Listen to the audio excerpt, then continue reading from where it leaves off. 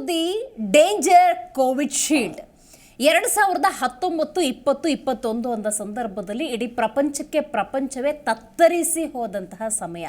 ಆರೋಗ್ಯವೇ ಮಹಾಭಾಗ್ಯ ಅಂತ ಹಿಂದಿನವರು ಹೇಳ್ತಿದ್ರು.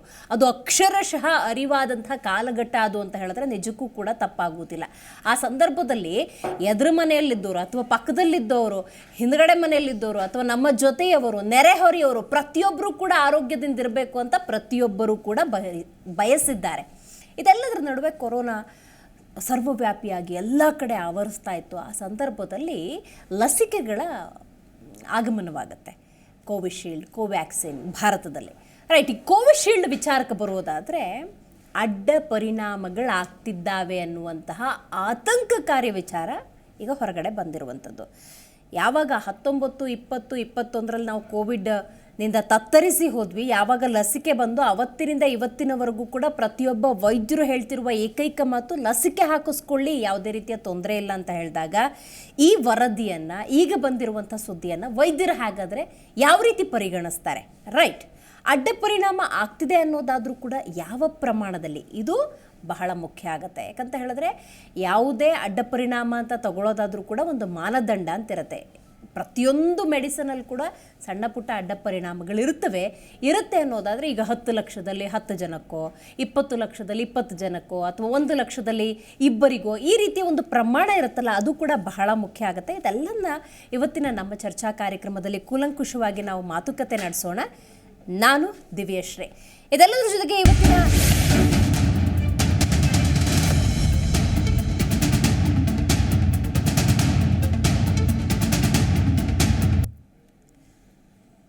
ಇದೇ ಲಸಿಕೆಯ ಕುರಿತಂತೆ ಮಾತಾಡಲಿಕ್ಕೆ ಇವತ್ತು ನಮ್ಮ ಕಾರ್ಯಕ್ರಮದಲ್ಲಿ ತಜ್ಞ ವೈದ್ಯರಾಗಿರುವಂತಹ ಡಾಕ್ಟರ್ ಅಂಜನಪ್ಪ ಅವರಿದ್ದಾರೆ. ಸರ್ ನಮಸ್ಕಾರ. ನಮಸ್ಕಾರ. ರೈಟ್, ಇನ್ನು ನಮ್ಮ ಕಾರ್ಯಕ್ರಮದಲ್ಲಿ ವಿದ್ಯಾರ್ಥಿಯಾಗಿರುವಂತಹ ಧನುಷ್ ಅವರಿದ್ದಾರೆ. ಕಾರ್ಯಕ್ರಮಕ್ಕೆ ಸ್ವಾಗತ. ಏನು ಗೈನಕಾಲಜಿಸ್ಟ್ ಆಗಿರುವಂತಹ ಡಾಕ್ಟರ್ ಪರಿಮಳ ಅವರು ಝೂಮ್ನಿಂದ ಕನೆಕ್ಟ್ ಆಗ್ತಾ ಇದ್ದಾರೆ. ಮೇಡಮ್ ನಮಸ್ಕಾರ. ಮಾತಾಡ್ತೀನಿ ಮೇಡಮ್, ಹಾಗೆ ಸಂಪರ್ಕದಲ್ಲಿರಿ. ಸರ್, ನಾನಾಗಲೇ ಹೇಳ್ತಾ ಇದ್ದೆ 19, 20, 21 ಇಡೀ ಪ್ರಪಂಚನೇ ತತ್ತರಿಸಿ ಹೋಗಿತ್ತು. ಆ ಸಂದರ್ಭದಲ್ಲಿ ಯಾವುದೋ ಒಂದು ಲಸಿಕೆ ಬರುತ್ತೆ ಅಂದರೆ ಅದೊಂಥರ ಆಶಾಭಾವನೆ. ಎಸ್, ಕೋವಿಡ್ನಿಂದನೇ ಅಥವಾ ಕೊರೋನಾದಿಂದನೇ ನಾವು ಸಂಪೂರ್ಣವಾಗಿ ಮುಕ್ತಿ ಪಡಿತೀವೇನೋ ಅನ್ನುವಂಥ ಭರವಸೆ, ನಂಬಿಕೆ ಇತ್ತು. ಬಟ್ ಈಗ ಬರ್ತಿರುವಂಥ ರಿಪೋರ್ಟ್ಸ್ ನಿಜಕ್ಕೂ ಕೂಡ ಆತಂಕ ಹೆಚ್ಚು ಮಾಡ್ತಾ ಇದೆ. ಏನಂತೀರಿ? ಲಸಿಕೆ ಅಂದರೆ vaccine, it's A biological preparation ಅಂತೀವಿ ನಾವು. ಈ ವ್ಯಾಕ್ಸಿನ್ ಲಸಿಕೆ ಇವತ್ತಿನದಲ್ಲಮ್ಮ, ಎಡ್ವರ್ಡ್ ಜೆನ್ನರ್ ಕಾಲದಿಂದಲೇ ಈ ವ್ಯಾಕ್ಸಿನ್ನ ಪ್ರಿಪರೇಷನ್ನು ಅನೇಕ ಕಾಯಿಲೆಗಳಲ್ಲಿ, ಪರ್ಟಿಕ್ಯುಲರ್ ಅಗೇನೆಸ್ಟ್ ವೈರಸ್ ಅಥವಾ ಬ್ಯಾಕ್ಟೀರಿಯಾ, ನಾವು ವಿಜ್ಞಾನಿಗಳು ಬಹಳ ಪರಿಶ್ರಮ ಮಾಡಿ ಕಂಡುಹಿಡಿದ್ದಾರೆ. ಹೆಮ್ಮೆಯಿಂದ ಹೇಳ್ಕೊಳ್ಬೇಕು ಅಂದರೆ ಭಾರತ ಈ ದೃಷ್ಟಿಯಲ್ಲಿ ಅನೇಕ ದೇಶಗಳಿಗೆ ವ್ಯಾಕ್ಸಿನ್ ತಯಾರು ಮಾಡಿ ಕಳಿಸುವಂಥ ಕೆಪಾಸಿಟಿ ಇರೋ country. I am proud of my scientist. ನೋಡಿ, ಇವತ್ತು smallpox such a dangerous disease. ನಾವೆಲ್ಲ ಚಿಕ್ಕ ಮಕ್ಕಳಿದ್ದಾಗೆ it is eradicated from the globe ಅಂದರೆ ಅದಕ್ಕೆ ಕಾರಣ ಲಸಿಕೆ. ಇವತ್ತು ಈ ಲಸಿಕೆಯ ಬಗ್ಗೆ, ಕೋವ್ಯಾಕ್ಸಿನ್ ಅಥವಾ ಕೋವಿಶೀಲ್ಡ್ ಬಗ್ಗೆ ಮಾತಾಡ್ತಿದ್ದೀವಿ. ಆಸ್ಟ್ರಾಜೆನಿಕಾ ಒಪ್ಕೊಂಡಿದೆ ಅದ್ರ ಸೈಡ್ ಎಫೆಕ್ಟ್ ಅಂತ. ಅಮ್ಮ, ಅಲ್ಲಿ ಒಂದು ಕರೆಕ್ಷನ್ ಆಗಬೇಕಮ್ಮ. ಸೈಡ್ ಎಫೆಕ್ಟ್ ನೋಡಿ, ಯಾವುದೇ ಒಂದು ಬಯೋಲಾಜಿಕಲ್ ಪ್ರಿಪರೇಷನ್ಗೆ ಸೈಡ್ ಎಫೆಕ್ಟ್ ಇದ್ದೇ ಇರುತ್ತೆ, ಆದರೆ ಡೇಂಜರಸ್ ಸೈಡ್ ಎಫೆಕ್ಟ್ ಅಲ್ಲ. ಇದನ್ನು ದಯವಿಟ್ಟು ಪದಗಳನ್ನು ಉಪಯೋಗಿಸುವಾಗ, ಯಾಕಂದ್ರೆ ನೋಡಿಮ್ಮ, ನಾನು 3 ಡೋಸ್ ಕೋವಿಶೀಲ್ಡ್ ತೊಗೊಂಡು ಕುಳ್ತಿರೋ ಅಂಥ ವೈದ್ಯ ನಾನು ಮಾತನಾಡಬೇಕಾದ್ರೆ ಜನಸಾಮಾನ್ಯರಿಗೆ ಒಂದು ಧೈರ್ಯ ಬರಬೇಕು, ಒಂದು ಜವಾಬ್ದಾರಿ ಬರಬೇಕು. ಇವತ್ತು ತಗೊಂಡಿರೋರು ಈ ಮಾತನ್ನು ಕೇಳಿದ್ರೆ ಅವ್ರಿಗೆ ಆಗಲೇ ಹಾರ್ಟ್ ಅಟ್ಯಾಕ್ ಆದಂಗೆ ಆಗಿರುತ್ತೆ. ದಯವಿಟ್ಟು ಯಾರು ಹೆದರ್ಕೋಬೇಡಿ ಅಂತ ಫಸ್ಟ್ ನಾನು ಹೇಳ್ತಿದ್ದೀನಿ. It is not A dangerous side effect, it's A side effect. ಅವ್ರು ಒಪ್ಕೊಳ್ಳೇಬೇಕಾಗಿತ್ತು, ಭಾಳ ಹಿಂದೆನೇ ಒಪ್ಕೊಳ್ಬೇಕಾಗಿತ್ತು. ಅನ್ಫಾರ್ಚುನೇಟ್ಲಿ ಇಂಗ್ಲೆಂಡ್ನೊಳಗೆ ಯಾರೋ ಕೇಸ್ ಹಾಕಿದ ಮೇಲೆ ಇವತ್ತು ಕಂಪನಿ ಹ್ಯಾಸ್ ಕಮ್ ಫಾರ್ವರ್ಡ್. ನನ್ಗೆ ಆ ಕ್ಲಾರಿಟಿ ಕೊಡಿ ಸರ್. ಈಗ ಜನಕ್ಕೆ ನಾವು ಹೇಳೋದಾದ್ರು ಬೇಕಾದಷ್ಟು ಜನಗ ಕೋವಿಶೀಲ್ಡ್ ತಗೊಂಡಿರೋದ್ರಿಂದಾಗಿ ಒಂದು ಪೇನ್ ಕಿಲ್ಲರ್ ತಗೊಂಡ್ರು ಸೈಡ್ ಎಫೆಕ್ಟ್ ಇರುತ್ತೆ ಅನ್ನೋದಾದ್ರೆ, ಈಗ ಈ ಲಸಿಕೆ ತಗೊಂಡಿದ್ದಾಗ ಆಗುವಂಥ ಸೈಡ್ ಎಫೆಕ್ಟ್ನ ಪ್ರಮಾಣ ಹೆಂಗೆ ಅಂತ? ಅಮ್ಮ, 10 ಲಕ್ಷದಲ್ಲಿ 1 ಮಿಲಿಯನ್ನಲ್ಲಿ 6 to 8 ರೆಕಾರ್ಡೆಡ್ ಇದುವರೆಗೂ. 10 ಲಕ್ಷದಲ್ಲಿ 6 ರಿಂದ 8 ಜನಕ್ಕೆ ಈ TTS ಅಂತ ಕೆಲವು ನಮ್ಮ ಪದಗಳು ಪಾಪ ಜನಗಳಿಗೆ ಕನ್ಫ್ಯೂಸ್ ಮಾಡ್ತಾರೆ. ಹೌದೌದು. ಇದು ಒಂದೇ ಸೈಡ್ ಎಫೆಕ್ಟ್ ಏನು ಗೊತ್ತಮ್ಮ? ಥ್ರಾಂಬೋಸಿಸ್ ಅಂತೀವಿ. ನಮ್ಮ ರಕ್ತನಾಳದಲ್ಲಿ ಹೆಪ್ಪುಗಟ್ಟುತ್ತೆ, ಕ್ಲಾಟ್ ಆಗುತ್ತೆ. ಆ ಕ್ಲಾಟ್ ಆಗಬೇಕಾದ್ರೆ ನಮ್ಮ ಪ್ಲೇಟ್ಲೆಟ್ಸ್ ಇರ್ತಾವೆ, ಭಾಳ ಇಂಪಾರ್ಟೆಂಟ್ ಪ್ಲೇಟ್ಲೆಟ್ಸ್, ಅದನ್ನು ಯುಟಿಲೈಸ್ ಮಾಡ್ಕೊಂಡ್ಬಿಡುತ್ತೆ. ಆವಾಗ ಪ್ಲೇಟ್ಲೆಟ್ ಕಡಿಮೆ ಆಗ್ಬಿಡುತ್ತೆ. ಇವೆರಡು ಡೇಂಜರು, ಇವೆರಡು ಆಗೋದು ದೇಹದಲ್ಲಿ. ಬಟ್ ಹಂಗಾದವ್ರಿಗೆಲ್ಲ ಪ್ರಾಬ್ಲಮ್ ಆಗುತ್ತೆ ಅಂತಲ್ಲ. ಇವಾಗ ಕ್ಲಾಟ್ ಆಗುತ್ತೆ, ಯಾವ ಬ್ಲಡ್ ವೆಸಲ್ ಕ್ಲಾಟ್ ಆಗುತ್ತೆ ನೋಡಬೇಕು. ಅಪರೂಪಕ್ಕೆ ಕರೋನರಿ ವೆಸಲ್ ಹಾರ್ಟ್ನಲ್ಲಿ ಆದರೆ ಹಾರ್ಟ್ ಅಟ್ಯಾಕ್ ಆಗ್ಬೋದು, ಸತ್ತೋಗೋದಿಲ್ಲ. ಬ್ರೈನ್ ವೆಸಲ್ಗಾದರೆ ಸ್ಟ್ರೋಕ್ ಆಗ್ಬೋದು, ಸತ್ತೋಗೋದಿಲ್ಲ. ಸತ್ತೋಗಿರೋರು ಇದ್ದಾರೆ. ಯಾಕೆ ಸತ್ತೋದ್ರು ಅಂತ ಆಮೇಲೆ ನಾ ಹೇಳ್ತೀನಿ. ಬಟ್ ಯಾವತ್ತು ನೋಡಿಮ್ಮ, ಒಂದು drug, this is a drug, ಅದರ ಉಪಯೋಗ ಎಷ್ಟು, ಅದರ ತೊಂದರೆಗಳೆಷ್ಟು, ಇದು ನಾವು ಯಾವಾಗಲೂ ವಾರ್ನಿಂಗ್ ಇದ್ದೇ ಇರುತ್ತೆ. ಸೈಡ್ ಎಫೆಕ್ಟ್ಸ್, ಅಡ್ವರ್ಸ್ ಎಫೆಕ್ಟ್ಸ್ ಅಂತೀವಿ ನಮ್ಮ ಭಾಷೆಯಲ್ಲಿ. ಒಂದು ಪ್ರಿಪರೇಷನ್ ನೋಡಿಮ್ಮ, ವ್ಯಾಕ್ಸಿನ್ ಒಳಗೆ ಇರೋದು ಇಷ್ಟೇ. It's a killed virus or an attenuated virus and a preservative. ಅಮ್ಮ, ಒಂದು ವ್ಯಾಕ್ಸಿನ್ ತಯಾರಾಗಿ ಮಾರ್ಕೆಟಿಗೆ ಬರಬೇಕಾದ್ರೆ ತುಂಬ ಪ್ರೋಸೆಸ್ ಇರುತ್ತೆ. ಫಸ್ಟ್ ಅನಿಮಲ್ 4 ಪ್ರೋಸೆಸ್ ಆಗಿ ಸೇಫ್ಟಿ ಬಂದ ಮೇಲೆ ಮನುಷ್ಯರಿಗೆ ಕೊಡಬೇಕಾಗಿರೋದು. ಇಷ್ಟೆಲ್ಲ ಪ್ರಿಕಾಷನ್ ತಗೊಂಡ ಮೇಲೂ ಕೂಡ ಯಾಕೆ ಬಂತು ಡಾಕ್ಟ್ರೆ? ಸಿಂಪಲ್ ಎಕ್ಸಾಂಪಲ್, ಎಡ್ವರ್ಡ್ ಜನ್ನರ್ ಕಾಲದಿಂದ ನಾವೆಲ್ಲ ಹೇಳಿದೆ. ಫ್ಲೆಮಿಂಗ್ ಅಮ್ಮ, ಗ್ರೇಟ್ ಸೈಂಟಿಸ್ಟ್, ಪೆನ್ಸಿಲಿನ್ ಕಂಡಿಡ್ದ. ಎಷ್ಟು ಜನ ಉಳಿದ್ರು ಗೊತ್ತಮ್ಮ.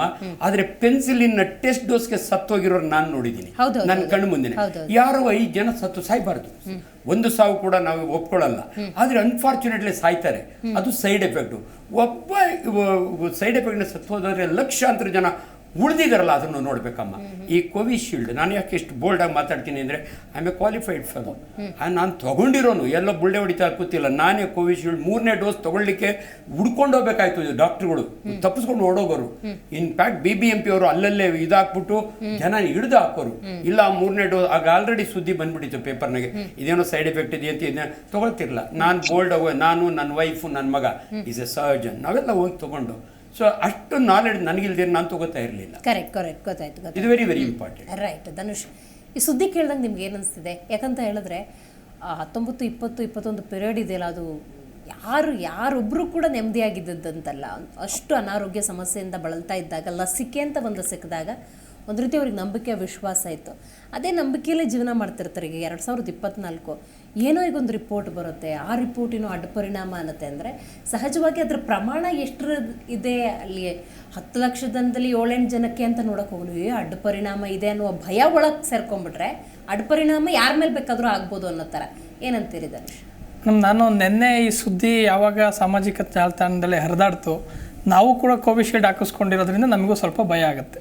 ಆದರೆ ಅದ್ರ ಬಗ್ಗೆ ಹಿನ್ನೆಲೆ ತಿಳ್ಕೊಂಡಾಗ, ಅದ್ರ ಬಗ್ಗೆ ಓದಿದಾಗ, ಅಥವಾ ತಜ್ಞರ ಜೊತೆ ಅವ್ರು ಕೊಡ್ತಕ್ಕಂಥ ಸಲಹೆಗಳನ್ನು ಕೇಳಿದಾಗ, ಇದೇನು ಅಡ್ಡ ಪರಿಣಾಮ, ಇದು ಯಾವಾಗ ಬೀರಕ್ಕೆ ಪ್ರಾರಂಭ ಆಗುತ್ತೆ, ಇದು ಯಾವ ಕಾಲಾವಧಿ ಆದಮೇಲೆ ನಿಂತೋಗ್ಬೋದು, ಆ ಥರದ್ದೆಲ್ಲ ಓದಿದಾಗ ಈಗ ನಾನು ಈ ಚಾನಲಿಗೆ ಬರ್ತಾ ನಾನು ಕೆಲವೊಂದಿಷ್ಟು ಅಂಶಗಳನ್ನು ತಿಳ್ಕೊಂಡು ಬಂದೆ. ಇದು ಅಡ್ಡ ಪರಿಣಾಮ ಯಾವಾಗ ಬೀಳುತ್ತೆ ಅಂತ.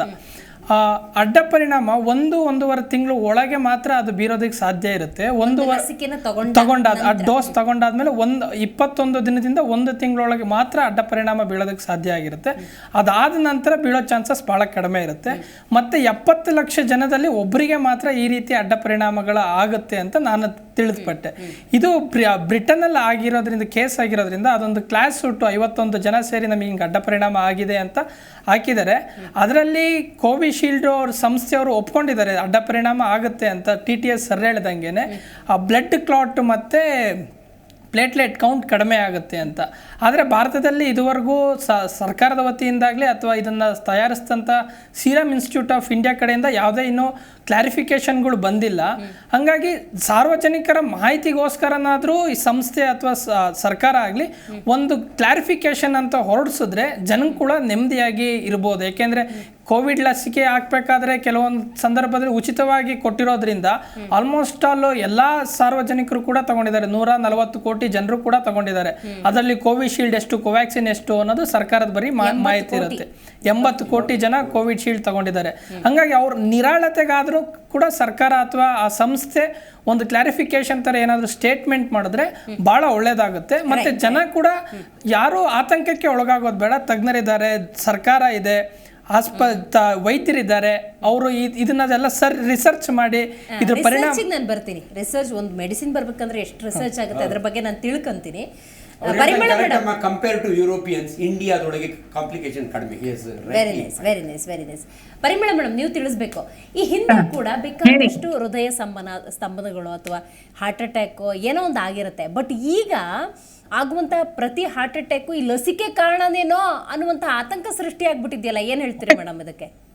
ಹೌದು, ಆತಂಕ ಎಲ್ಲರಿಗೂ ಆಗಿದೆ. ಆಮೇಲೆ ಮೊದಲನೇದಾಗಿ ನಾನು ಡಾಕ್ಟರ್ ಅಂಜನಪ್ಪ ಅವರಿಗೆ ಎಷ್ಟು ಚೆನ್ನಾಗಿ ವಿವರಣೆ ಕೊಟ್ಬಿಟ್ರು, ಒಂದು ರೀಕ್ಯಾಪ್ ಎಲ್ಲ ಅದ್ರ ಬಗ್ಗೆ ವ್ಯಾಕ್ಸಿನ್ ಬಗ್ಗೆ ಕೊಟ್ರು, ಅದಕ್ಕಾಗಿ ಒಂದು ಅಭಿನಂದನೆ ಹೇಳ್ತೀನಿ. ಯಾಕಂದ್ರೆ ನಾವ್ ಇವಾಗ ಸ್ವಲ್ಪ ಕೋವಿಡ್ ಇವಾಗ ತಾನೇ ಮರಿತಾ ಇದ್ವಿ ಅಲ್ವೇ, ಮರಿತಾ ಇದ್ದಾಗ 2019 ಇದು ಕಾಲ ಇದು. ಆದ್ರೆ ಈಗ ಮತ್ತೆ ಈ ವ್ಯಾಕ್ಸಿನ್ ಇದೆ, ಬಟ್ ವ್ಯಾಕ್ಸಿನ್ ತಗೋಬೇಕಾದ್ರೆ ನಾನು ಕೂಡ ತುಂಬಾ ಹಿಂಜರಿದು ಲಾಸ್ಟ್ ಹೋಗಿ ತಗೊಂಡಿದ್ದೀನಿ ಅನ್ಬೋದು. ಯಾಕಂದ್ರೆ ಅದ್ರ ಸೈಡ್ ಎಫೆಕ್ಟ್ ಏನಿದೆಯೋ ಇದೇನಿದೆಯೋ ಅನ್ನೋ ಭಯ ಎಲ್ಲರಿಗೂ ಬಂದಿತ್ತು ಸರ್ವೇ ಸಾಮಾನ್ಯವಾಗಿ. ಆದ್ರೆ the benefits of vaccination to the risk ಅದು ಇತ್ತು ಅವಾಗ. ಯಾಕಂದ್ರೆ ನಾವು ಅದನ್ನ ತಗೊಂಡ್ರೆ ಉಳಿತೀವಪ್ಪ ಅನ್ನೋದು ಫಸ್ಟ್ ಇತ್ತು ನಮ್ಗೆ. ಆಮೇಲೆ ಅದ್ರ ರಿಯಾಕ್ಷನ್, ಕೆಲವ್ರಿಗೆ ಫೀವರೇ ಆಯ್ತು, ಕೆಲವರು ವ್ಯಾಕ್ಸಿನ್ ತಗೋತಿದ್ದಂಗೆನೆ ಸಡನ್ಲಿ ಅಡ್ಮಿಷನ್ ಆಗ್ಬೇಕಾಯ್ತು, ಕೆಲವರು ತುಂಬಾ ದಿನಗಳ ಕಾಲ ವ್ಯಾಕ್ಸಿನ್ ಸೈಡ್ ಎಫೆಕ್ಟ್ಸ್ ನ ಅನುಭವಿಸ್ಕೊಂಡೇ ಬಂದ್ರು. ಆದ್ರೆ ಆ ವ್ಯಾಕ್ಸಿನ್ ತಗೊಳ್ಳಿಲ್ಲ ಅಂತಂದ್ರೆ ಮತ್ತೆ ಇನ್ಯಾವುದೋ ಒಂದು ಜೀವನೇ ಹೋಗ್ಬಿಡುತ್ತೇನೋ ಒಂದ್ ಭಯದ್ರ ಕಡೆಗೆ ವ್ಯಾಕ್ಸಿನ್ ನ ಸಾಧಾರಣ ಇವಾಗ ಹೇಳ್ದಂಗೆ ನಮ್ಮ ಡಾಕ್ಟರ್ ಅಂಜನಪ್ಪ ಅವರು 80 ಕೋಟಿ ಜನದವರೆಗೂ ಈ ವ್ಯಾಕ್ಸಿನ್ ತಗೊಂಡಾಯ್ತು. ಬಟ್ ಆ ವ್ಯಾಕ್ಸಿನ್ ತಗೊಂಡ ಮೇಲೆ ಅವಾಗಿವಾಗ ಏನೋ ಒಂದು ಕಾಕತಾಳೀಯವಾಗಿ ಯಾರಿಗೋ ಏನಾರೋ ಆಗಿ ಒಂದ್ ಹಾರ್ಟ್ ಅಟ್ಯಾಕ್ ಆಯ್ತೋ ಒಂದೇನೋ ಆಯ್ತೋ ಅಂತಂದ್ರೆ ಅದು ಈ TTS ಅಂತ ಇವಾಗ ಏನಂತಿದೀವಿ, ಥ್ರಾಂಬೋಸೈಟೋಪಿನಿಯಾ ಥ್ರಾಂಬೋಸಿಸ್ ಸಿಂಡ್ರೋಮ್, ಅಂದ್ರೆ ಹೈಪರ್ ಕೋಆಗುಲೇಷನ್ ಆಫ್ ದ ಬ್ಲಡ್ ಆಗೋದು, ಕ್ಲಾಟ್ ಆಗೋದು, ಅದರಿಂದನೇ ಆಗ್ತಿದೆಯೇನೋ ಅಂತ ನನ್ನ ಒಂದು ಸೈಕಾಲಜಿ ಬಂದ್ಬಿಟ್ಟಿದೆ. ಈಗ ನಾವು ಸೈಕಾಲಜಿ ಅನ್ನೋದು ಒಂದು ಮನಸ್ಸು ಅನ್ನೋದು ಒಂದು ದೊಡ್ಡ ಒಂದು ಶಕ್ತಿ ಅಲ್ವಾ, ಅದಕ್ಕೆ ನಾವು ಯಾವ ರೀತಿ ಫೀಡ್ಬ್ಯಾಕ್ ಕೊಡ್ತೀವೋ ಅದು ಆ ರೀತಿ. ಯಾರೋ ಒಂದ್ 2 ಸರಿ ಅಂದ್ಬಿಟ್ರೆ ಇದು ಇದರಿಂದಾನೇ ಆಗ್ತಿದೆ ಕಣೆ, ನೀ ಯಾಕೆ ವ್ಯಾಕ್ಸಿನ್ ತಗೊಂಡ್ಬಿಟ್ರಮ್ಮ, ನೀವ್ ಯಾಕೆ ತಗೊಂಡ್ಬಿಟ್ರಮ್ಮ, ಪಾಪ ಅವ್ರಿಗೆ ಯಾಕೆ ಕೊಡ್ಸಿದ್ರಮ್ಮ, ಅವ್ರು ಹೆಂಗೂರ್ನು ಚೆನ್ನಾಗಿದ್ರು ಅಂತಿದ್ದಂಗೆನೆ ಅದು ಶುರುವಾಗುತ್ತೆ. ಆದ್ರಿಂದ ಈಗ ಅಂಜನಪ್ಪನವ್ರು ಹೇಳ್ದಂಗೆ ನಮ್ಮಲ್ಲಿ ಒಂದು 0.2 per million ಡೋಸಸ್ ಅಲ್ಲಿ ರಿಯಾಕ್ಷನ್ ಆಗಿರೋದು. ಫಸ್ಟ್ ಯುರೋಪ್ ಕಂಟ್ರೀಸ್ ಅಲ್ಲಿ, ನಾನು ಸರಿಯಾಗಿ ಹೇಳ್ತಿದ್ದೀನಿ ಅನ್ಕೊಂಡಿದೀನಿ, ಅಂಜನಪ್ಪ ಅವ್ರಿಗೆ ಹೇಳ್ತಿದ್ದೀನಿ, 8.1 ಅಂತ ಯುರೋಪಿಯನ್ ಸ್ಟಾಟಿಸ್ಟಿಕ್ಸ್ ಅಲ್ಲಿ ಬಂತು. ಆಮೇಲೆ ಸೆಕೆಂಡ್ ಡೋಸಿಗೆ ಇನ್ನೊಂದು ಸ್ವಲ್ಪ ಕಡಿಮೆ ಆಯ್ತು ಅದು. ಬಟ್ ನಮ್ ಇಂಡಿಯಾದಲ್ಲಿ ಏಷ್ಯನ್ ಇದ್ರೊಳಗಡೆ ಅಷ್ಟು ರಿಯಾಕ್ಷನ್ ಗಳು ಅವಾಗ ಕಂಡು ಬರ್ಲಿಲ್ಲ. ನಮ್ದು 0.2 per million ಡೋಸ್ ಅಷ್ಟೇ ಸ್ಟಾಟಿಸ್ಟಿಕ್ಸ್ ಇರೋದು. ಬಟ್ ಅಂದ್ರೂ ಅದು ಏನ್ ಇದೆ ಅನ್ನೋದನ್ನ ಇವಾಗ ಕಂಡು ಹಿಡಿದು ಇವಾಗ ಒಂದು ಡಿಸ್ಕಷನ್ ಅಲ್ಲಿ ಬಂದು ಅದ್ರ ಬಗ್ಗೆ ಅಲರ್ಟ್ ಮಾಡ್ತಾ ಇರೋದು ತಪ್ಪೇನಲ್ಲ. ಬಟ್ ಕಂಪನಿ ಅದನ್ನ ಒಪ್ಕೊಂಡಿದೆ ಇದು. ಬಟ್ ಇದರಿಂದ ನಾವು ತಗೊಂಡ್ಬಿಟ್ಟಿದೀವಿ, ನಮ್ಗೆ ಇನ್ನೇನಾಗ್ಬಿಡುತ್ತೋ ಅನ್ನೋ ಒಂದು ಬಯಕ್ ಬೇಡ. ಇವಾಗ ಹೇಳ್ದಂಗೆ 1.5-2 ತಿಂಗಳೊಳಗೆ ಅದು ಏನಿದ್ರು ಅದ್ರ ರಿಯಾಕ್ಷನ್ ಬಂದು ಅದ್ರದ್ದೆಲ್ಲ ಸೈಡ್ ಎಫೆಕ್ಟ್ ಗಳಿದ್ರೆ ಹೋಗುತ್ತೆ. ಮತ್ತೆ ಮನುಷ್ಯನಿಗೆ ಅವ್ರವ್ರಿಗೆ ಆದ ಒಂದು ಮೆಟಬಾಲಿಕ್ ಪ್ರಾಬ್ಲಮ್ ಇರುತ್ತೆ. ಏನ್ ಎಲ್ಲರೂ 100% ಹೆಲ್ದಿ ಇರಲ್ಲ ಅಲ್ವೇ, ಅವರಿಗೆ ಒಂದು ಡಯಾಬಿಟಿಸ್ ಇರ್ಬೋದು, ಅವರಿಗೆ ಒಂದು ಕಾಯಿಲೆ ಇರ್ಬೋದು. ಅದರಿಂದ ಆಗ್ತಾ ಇರೋದನ್ನ ಇದಕ್ಕೇನೋ ಆಗ್ತಿದೆ ಅಂತ ಇದಕ್ಕೂ ಸಾಮ್ಯ ಮಾಡೋದಲ್ಲ. ಸೊ ಆದ್ರಿಂದ ಎಸ್ಪೆಷಲಿ ಪ್ರೆಗ್ನೆಂಟ್ ಲೇಡೀಸ್ ಅಲ್ಲಿ ಇದು ನಾವು ಹುಷಾರಾಗೇನೆ ಉಪಯೋಗಿಸ್ಕೊಂಡಿದೀವಿ ಆ ಟೈಮ್ ನಲ್ಲಿ ಅಂತ ಹೇಳ್ಬೋದು. ರೈಟ್, ಮಾತಾಡ್ತೀನಿ ಮೇಡಮ್ ನಿಮ್ ಜೊತೆ. ನೋಡಿ, ವ್ಯಾಕ್ಸಿನ್ ಬಂದ ಆ ಸಂದರ್ಭದಲ್ಲೂ ಕೂಡ ಕೋವ್ಯಾಕ್ಸಿನ್ ಬಂತಂತೆ ಭಾರತದಲ್ಲಿ, ಕೋವಿಶೀಲ್ಡ್ ಬಂತಂತೆ ಅಂದಾಗ ಜನಸಾಮಾನ್ಯರು ಅದರಲ್ಲೂ ಕೂಡ ಚೂಸ್ ಮಾಡ್ತಾ ಇದ್ರು. ನಮಗೆ ಕೋವಿಶೀಲ್ಡೇ ಬೇಕು ಅಂತ ಒಂದಷ್ಟು ಜನ ಕೂತವರು ಇದ್ದಾರೆ, ಕೋವ್ಯಾಕ್ಸಿನ್ನೇ ಬೇಕು ಅಂತಿದ್ದವರು ಕೂಡ ಇದ್ದಾರೆ. ಸೊ ರಿಸರ್ಚ್ ಇಲ್ಲಿ ಬಹಳ ಮುಖ್ಯವಾದಂತಹ ಪಾತ್ರವನ್ನು ವಹಿಸುತ್ತೆ. ಯಾವುದೇ ವ್ಯಾಕ್ಸಿನ್ ಮಾರ್ಕೆಟಿಗೆ ಬರಲಿ ಅಥವಾ ಜನರನ್ನು ತಲುಪೋದಕ್ಕೆ ಹಿಂದೆ ಇದ್ದಂತಹ ಹೋಮ್ವರ್ಕ್ ಏನಿರುತ್ತೆ ಅದರ ಬಗ್ಗೆ ಕೂಡ ಡೀಟೇಲ್ಸ್ ತಗೊಳ್ಳೋಣ. ಆಸ್ಟ್ರಾಜೆನಿಕಾ ಮತ್ತು ಆಕ್ಸ್ಫರ್ಡ್ ವಿವಿ ಸಹಯೋಗದಲ್ಲಿ ತಯಾರಿಸಿದಂತಹ ಲಸಿಕೆ ಯಾವುದು ಅಂತ ಹೇಳಿದ್ರೆ ಇದು ಕೋವಿಶೀಲ್ಡ್. ಕೋವಿಶೀಲ್ಡ್ ಕೂಡ ಭಾರತ ಸೇರಿದಂತೆ ಬೇರೆ ದೇಶಗಳಲ್ಲಿ ಇದನ್ನು ಕೊಡಲಾಯಿತು. ಸದ್ಯ ಮಾಡಿರುವಂತಹ ರಿಸರ್ಚ್ನ ಪ್ರಕಾರ, ಯಾಕಂದರೆ ಕೋರ್ಟ್ ಮೆಟ್ಟಿಲೇರುವಂಥ ಪ್ರಸಂಗ ಕೂಡ ಬಂತು. ಆ ನಂತರದ ಸಂದರ್ಭದಲ್ಲಿ ಇದೀಗ ಅಡ್ಡ ಪರಿಣಾಮಗಳಿದ್ದಾವೆ ಅಂತ ಕೋರ್ಟ್ನಲ್ಲೇ ಒಪ್ಪಿಕೊಳ್ಳುವಂಥ ಪರಿಸ್ಥಿತಿ ಕಂಪನಿಗೆ ಬಂದಿದೆ. ಬಟ್ ಆ ಪ್ರಮಾಣ ಏನು, ಎಷ್ಟರ ಮಟ್ಟಿಗೆ ಪರಿಣಾಮ ಬರುತ್ತೆ ಅನ್ನೋದು ಕೂಡ ಅಷ್ಟೇ ಮುಖ್ಯ ಆಗುತ್ತೆ. ನೋಡಿ, ಭಾರತ ಅಂದ ಸಂದರ್ಭದಲ್ಲಿ ಕೋವಿಶೀಲ್ಡನ್ನು ಎಷ್ಟು ಮಂದಿ ಪಡ್ಕೊಂಡಿದ್ದಾರೆ, ಎಷ್ಟು ಲಸಿಕೆಗಳಿಲ್ಲಿ ಬಂದಿತ್ತು, ಇದ್ರ ಬಗ್ಗೆ ಒಂದಷ್ಟು ಮಾಹಿತಿ ಇದೆ, ಬನ್ನಿ ನೋಡ್ಕೊಂಬರೋಣ. ರೈಟ್, ಎಷ್ಟು ಮಂದಿ ಭಾರತೀಯರಿಗೆ ಲಸಿಕೆಯನ್ನು ನೀಡಲಾಯಿತು, ಈ ನಿಟ್ಟಿನಲ್ಲಿ ಒಂದಷ್ಟು ಮಾಹಿತಿಯನ್ನು ನಿಮ್ಮ ಮುಂದೆ ನಾವು ಬಿಡ್ತಾ ಇದ್ದೀವಿ. ಕೋವಿಶೀಲ್ಡ್ ಲಸಿಕೆ ತಯಾರಿಕಾ ಕಂಪನಿ ಯಾವುದು ಅಂತ ಹೇಳಿದ್ರೆ ಅದು ಆಸ್ಟ್ರಾಜೆನಿಕಾ ಮತ್ತು ಆಕ್ಸ್ಫರ್ಡ್ ವಿವಿ ಸಹಯೋಗದಲ್ಲಾದಂಥ ಲಸಿಕೆ ಇದು. ಭಾರತದಲ್ಲಿ ಗುತ್ತಿಗೆಯನ್ನು ಪಡ್ಕೊಳ್ತಾರೆ. ನಂತರ ಅದನ್ನು ವಿತರಿಸಿದ ಕಂಪನಿ ಯಾವುದು ಅಂತ ನೋಡೋದಾದರೆ ಪುಣೆಯ SII.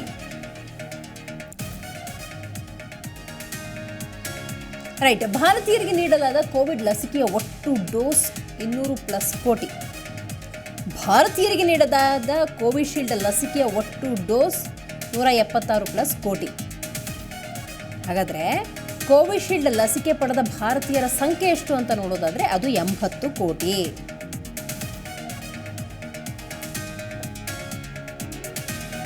ನಾವಾಗಿಂದ ಮಾತಾಡ್ತಾ ಇದ್ವಿ, ಡಾಕ್ಟರ್ ಅಂಜನಪ್ಪ ಸರ್ ಹಾಗೇನೆ ಧನುಷ್ ಅವರು ಹಾಗೇನೆ ಪರಿಮಳ ಮೇಡಮ್ ಒಂದು ಶಬ್ದವನ್ನು ಪ್ರಯೋಗ ಮಾಡಿದ್ರು, TTS. ಏನಿದು? ಇದು ಸಹಜವಾಗಿ ನಿಮಗಿರುವಂಥ ಪ್ರಶ್ನೆ. ಥ್ರಾಂಬೋಸಿಸ್ ಅಂದರೆ ರಕ್ತ ಹೆಪ್ಪುಗಟ್ಟೋಕೆ ಅನ್ನುವಂಥ ಒಂದು ಅರ್ಥ ಬರುತ್ತೆ. ಥ್ರಾಂಬೋಸಿಸ್ ಮತ್ತು ಥ್ರಾಂಬೋಸೈಟೋಪಿನಿಯಾ ಸಿಂಡ್ರೋಮ್. ಥ್ರಾಂಬೋಸೈಟೋಪಿನಿಯಾ ಅಂತ ಹೇಳಿದ್ರೆ ರಕ್ತದಲ್ಲಿನ ಪ್ಲೇಟ್ಲೆಟ್ನ ಸಂಖ್ಯೆ ಕಡಿಮೆ ಆಗೋದು. ಆ ಪ್ಲೇಟ್ಲೆಟ್ ಎಷ್ಟು ಇಂಪಾರ್ಟೆಂಟ್ ಅಂತ ಆಲ್ರೆಡಿ ಸರ್ ಎಕ್ಸ್ಪ್ಲೇನ್ ಮಾಡಿದ್ರು. ರಕ್ತ ಹೆಪ್ಪುಗಟ್ಟಿ ಪ್ಲೇಟ್ಲೆಟ್ ಕಡಿಮೆ ಆಗೋದೇ TTS ಅಂತ ಹೇಳಿ. ಏನಿದರ ಲಕ್ಷಣ, ಇದು ಬಹಳ ಮುಖ್ಯ. ಅಂದರೆ ದೇಹದಲ್ಲಿ ಏನು ವೈಪರೀತ್ಯಗಳು ಉಂಟಾದಾಗ TTSನಲ್ಲಿ ಕೊರತೆ ಉಂಟಾಗಿದೆ ಅಂತ ನೀವು ಅಂದ್ಕೊಳ್ಬಹುದು ಅಂತ ಹೇಳಿದ್ರೆ, ನೋಡಿ ರಕ್ತನಾಳಗಳಲ್ಲಿ ರಕ್ತ ಹೆಪ್ಪುಗಟ್ತಾ ಇರುತ್ತೆ. ಆ ಸಂದರ್ಭದಲ್ಲಿ ತೀವ್ರವಾದ ನೋವು ಉಂಟಾಗುತ್ತೆ, ಊತಗಳು ಕಂಡು ಬರಬಹುದು, ಹಾಗೆಯೇ ಎದೆನೋವು ಕಾಣಿಸ್ಕೊಳ್ಬಹುದು, ದೇಹದ ಯಾವುದೋ ಒಂದು ಪಾರ್ಶ್ವ ಮರಗಟ್ಟದಂಗೆ ಆಗ್ಬೋದು, ಜೋಮ್ ಹಿಡಿಯೋದು ಅಂತ ನೀವೇನು ಹೇಳ್ತೀರಿ, ಆ ಥರದ ಒಂದಷ್ಟು ಅನುಭವಗಳಾಗಬಹುದು. ತೀವ್ರವಾದ ನೋವು, ಊತ ಕಂಡು ಬರೋದಿರ್ಬೋದು, ಎದೆಯಲ್ಲಿ ನೋವು ಕಾಣಿಸ್ಕೊಳ್ಳೋದಿರ್ಬೋದು, ದೇಹದ ಒಂದು ಪಾರ್ಶ್ವ ಮರಗಟ್ಟಿದ ಅನುಭವ ಆಗೋದಿರ್ಬೋದು, ಬಲಹೀನತೆಯ ಅನುಭವ ಆಗೋದಿರುವುದು, ಜೊತೆಗೆ ಮನಸ್ಸು ಬಹಳ ಚಾಂಚಲ್ಯದಿಂದ ಕೂಡಿರುತ್ತೆ, ಸ್ಥಿರವಾದಂಥ ಮನಸ್ಥಿತಿ ಇರೋದಿಲ್ಲ. ಇದೆಲ್ಲದರ ಜೊತೆಗೆ ಬಹಳ ಮುಖ್ಯವಾಗಿ ಆನುವಂಶಿಕ ರೋಗಗಳ ಉಲ್ಬಣ, ಇದು ಬಹಳ ಮುಖ್ಯ ನೋಡಿ. ತೂಕದಲ್ಲಿ ಹೆಚ್ಚಳ, ಯಾಕೋ ತೂಕದಲ್ಲಿ ವ್ಯತ್ಯಯ ಉಂಟಾಗ್ತಿದೆ ಅಂತ ನಿಮ್ಗೆ ಅನಿಸಿದ್ರೆ ಸಣ್ಣ ಪುಟ್ಟ ಟೆಸ್ಟ್ಗಳನ್ನು ಮಾಡ್ಕೊಳ್ಳೋದು ಬಹಳ ಮುಖ್ಯ. ಇನ್ನು ನೋಡಿ, ಹೆಣ್ಮಕ್ಳ ವಿಚಾರಕ್ಕೆ ಬರೋದಾದರೆ ಅಲ್ಲೂ ಕೂಡ ಒಂದಷ್ಟು ಪ್ರಮುಖ ಮಾಹಿತಿ ಇದೆ. ಆ ಟೈಮಲ್ಲಿ ವಿಶೇಷವಾಗಿ ಲಸಿಕೆ ಬಂದಾಗ ಗರ್ಭಿಣಿ ಸ್ತ್ರೀಯರು ತಗೋಬೇಕಾ, ಗರ್ಭಧಾರಣೆಯಲ್ಲಿ ಅವರಿದ್ದಾರೆ, ಈ ರೀತಿ ಒಂದಷ್ಟು ಪ್ರಶ್ನೆಗಳು ಬಂದಾಗ ವಿದೇಶದಲ್ಲಿ ಗರ್ಭಿಣಿ ತಗೊಂಡಿದ್ದಾರಂತೆ, ಹಾಗಾಗಿ ಭಾರತದಲ್ಲೂ ತಗೋಬೋದಾ ಬೇಡವಾ, ಈ ರೀತಿ ಒಂದಷ್ಟು ಗೊಂದಲ ಇತ್ತು. ಆ ಸಂದರ್ಭದಲ್ಲೂ ಕೂಡ ಬಹುತೇಕ ಗರ್ಭಿಣಿಯರು ತಗೊಂಡಿದ್ದಾರೆ. ಗರ್ಭಧಾರಣೆಯಲ್ಲಿ ತೊಂದರೆ ಮತ್ತು ಕ್ಯಾನ್ಸರ್ ಅಂತ ಕೂಡ ಹೇಳಲಾಗ್ತಾ ಇದೆ. ಒಂದು ಪಕ್ಷ ಏನಾದರೂ ವ್ಯತ್ಯಯ ಉಂಟಾದರೆ ಹಾರ್ಮೋನ್ಗಳ ಉತ್ಪತ್ತಿ ಕೂಡ ಕುಂಠಿತವಾಗುತ್ತೆ. ಹಾರ್ಮೋನ್ಗಳ ಉತ್ಪತ್ತಿ ಕುಂಠಿತ ಆಯಿತು ಅಂತ ಹೇಳಿದ್ರೆ ಅಲ್ಲಿ ಬೇಕಾದಷ್ಟು ಸಮಸ್ಯೆಗಳು ಉಂಟಾಗಬಹುದು. ಥೈರಾಯ್ಡ್ ಇರ್ಬೋದು, PCOD ಇರ್ಬೋದು, ಅಥವಾ ಇನ್ಫರ್ಟಿಲಿಟಿ ಸಮಸ್ಯೆಗಳು ಉಂಟಾಗೋದಿರ್ಬೋದು. ದೇಹದ ಪ್ರತಿಕಾಯಗಳನ್ನು ದುರ್ಬಲಗೊಳಿಸುವ ರೋಗ ಸಾಧ್ಯತೆ, ಇದು ಕೂಡ ಬಹಳ ಮುಖ್ಯವಾದಂಥ ವಿಚಾರ. ಸೊ ಗರ್ಭಿಣಿ ಅಂತ ಸಂದರ್ಭದಲ್ಲಿ ಆಗುವಂಥ ವ್ಯತ್ಯಯಗಳನ್ನು ಕೂಡ ನೀವು ಗಮನಿಸಿದ್ದೀರಿ. ಸ್ತ್ರೀಯರಲ್ಲಿ ಗರ್ಭಧಾರಣೆ ಅಂತ ಆದಾಗ ಯಾರಾದರೂ ಕೋವಿಶೀಲ್ಡನ್ನು ತೆಗೆದುಕೊಂಡಿದ್ರೆ ನಿಮ್ಮಲ್ಲಿ ಏನಾದರೂ ಇಂಥ ವೈಪರೀತ್ಯಗಳು ಕಂಡು ಬಂದಾಗ ಸ್ವಲ್ಪ ಎಚ್ಚರದಿಂದಿರೋದು ಬಹಳ ಮುಖ್ಯ. ಬಟ್ ಸ್ಟಿಲ್ ಅಡ್ಡ ಪರಿಣಾಮದ ಪ್ರಮಾಣ ತೀರಾ ಕಡಿಮೆಯಾಗಿದೆ.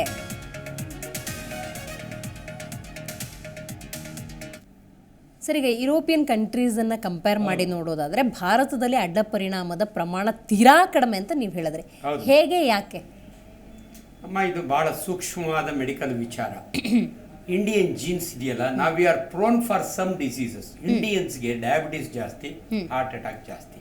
ಬಟ್ ಇಂಥ ಕಾಯಿಲೆ ಬಂದ it's a communicable disease, viral disease.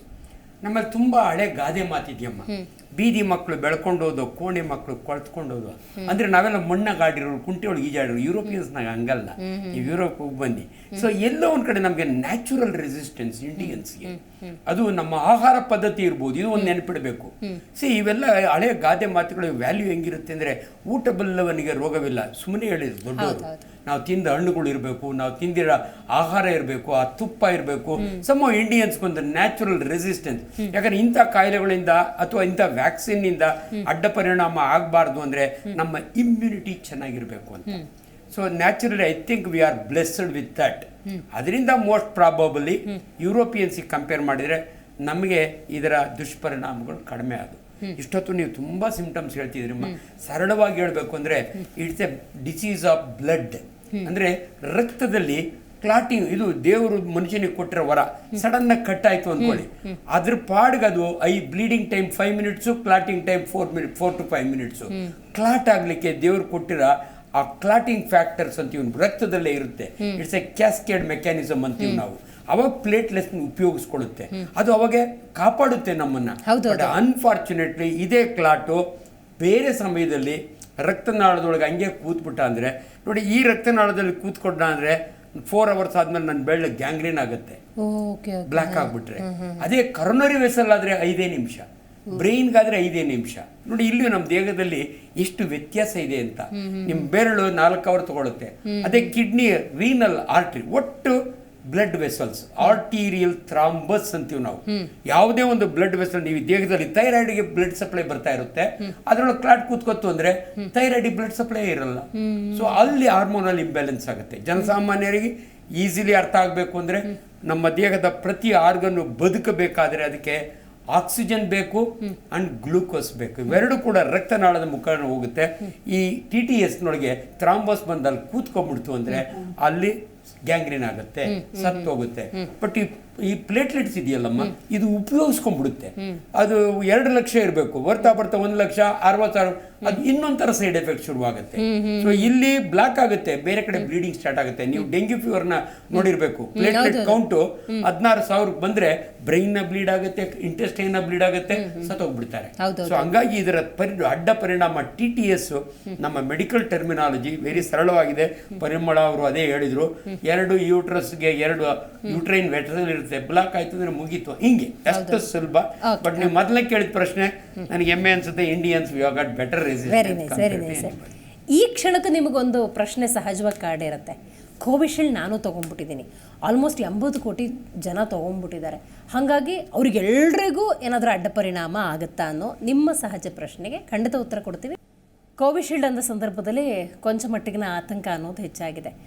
ಆ ಟೈಮಿಗೆ ಲಸಿಕೆ ಬಂದಾಗ ಅಂದ್ಕೊಂಡ್ರು ಕೂಡ ಹಲವಾರು ಜನ ಈ ಕೊರೋನಾದಿಂದ ತಪ್ಪಿಸ್ಕೊಂಡ್ರೆ ಸಾಕು ಅಂತ ಹೇಳಿ ಪಾಸಿಟಿವ್ ಆಗಿ ತೊಗೊಂಡಿರ್ತಾರೆ. ಯಾರೇ ಎಷ್ಟೇ ವಾದ ಮಾಡಿದರೂ ಕೂಡ ಇದರಲ್ಲಿ ಎಷ್ಟು ಅಡ್ಡ ಪರಿಣಾಮ ಇದೆಯೋ ಏನೋ, ಯಾಕೆ ತೊಗೋತೀಯ ಅಂತ ಹೇಳಿದ್ರೆ ನೋಡು ಭಾರತ ಸರ್ಕಾರ ಹೇಳಿದೆ ಇದರಿಂದ ಏನೋ ಪಾಸಿಟಿವ್ ಇದೆ, ತೊಗೋಬೇಕು ಅಂತ ತೊಗೊಂಡವ್ರಿಗೂ ಈಗ ಆತಂಕ. ಅದಕ್ಕೆ ಯಾಕೆ ಇವು ಕೆಲವೊಂದು ನಿದರ್ಶನಗಳು ಸಾಕ್ಷೀಕರಿಸ್ತವೆ ಅಂದರೆ ಸಾಲು ಸಾಲು ಹೃದಯಾಘಾತಗಳಾಗ್ತವೆ. ಅಂದ್ಕೊಂಡೇ ಇರಲ್ಲ ಬೆಳಗ್ಗೆ ಆದರೆ ಅವ್ರು ಇರೋದಿಲ್ಲ ಅಂಥೇಳಿ, ಅಂಥವರೇ ಸಾವಿಗೀಡಾದಾಗ ನೋಡು ಅವತ್ತು ನಾನು ಹೇಳಿದ್ದೆ ಹಿಂಗಾಯಿತು, ಈ ಥರ ಟಾಕ್ ಸ್ಟಾರ್ಟ್ ಆಗುತ್ತಲ್ಲ, ಇದನ್ನು ಹೆಂಗೆ ಕಡಿಮೆ ಮಾಡೋದು? ಮೇಡಮ್, ಹಾಕ್ಬೇಕಾದ್ರೆ ಕೋವಿಡ್ ನಾನು ಲಸಿಕೆ ತಗೊಳ್ಳದೇ ಇದ್ರೆ ಏನಾಗ್ತಾ ಇತ್ತು, ತಗೊಂಡ ನಂತರ ಏನಾಗಿದೆ ಈ ಯೋಚನೆ ಮಾಡಬೇಕಾಗತ್ತೆ. ಏಕೆಂದರೆ ಒಂದು ಯಾವುದೇ ವಸ್ತು ಆಗಲಿ ಅಥವಾ ಯಾವುದೇ ಆಗಲಿ ಅದರದ ಪರಿಣಾಮಗಳು ಒಳ್ಳೆಯದು ಇರ್ತವೆ, ಸಾಧಕ ಬಾಧಕಗಳು ಎರಡೂ ಇರ್ತವೆ.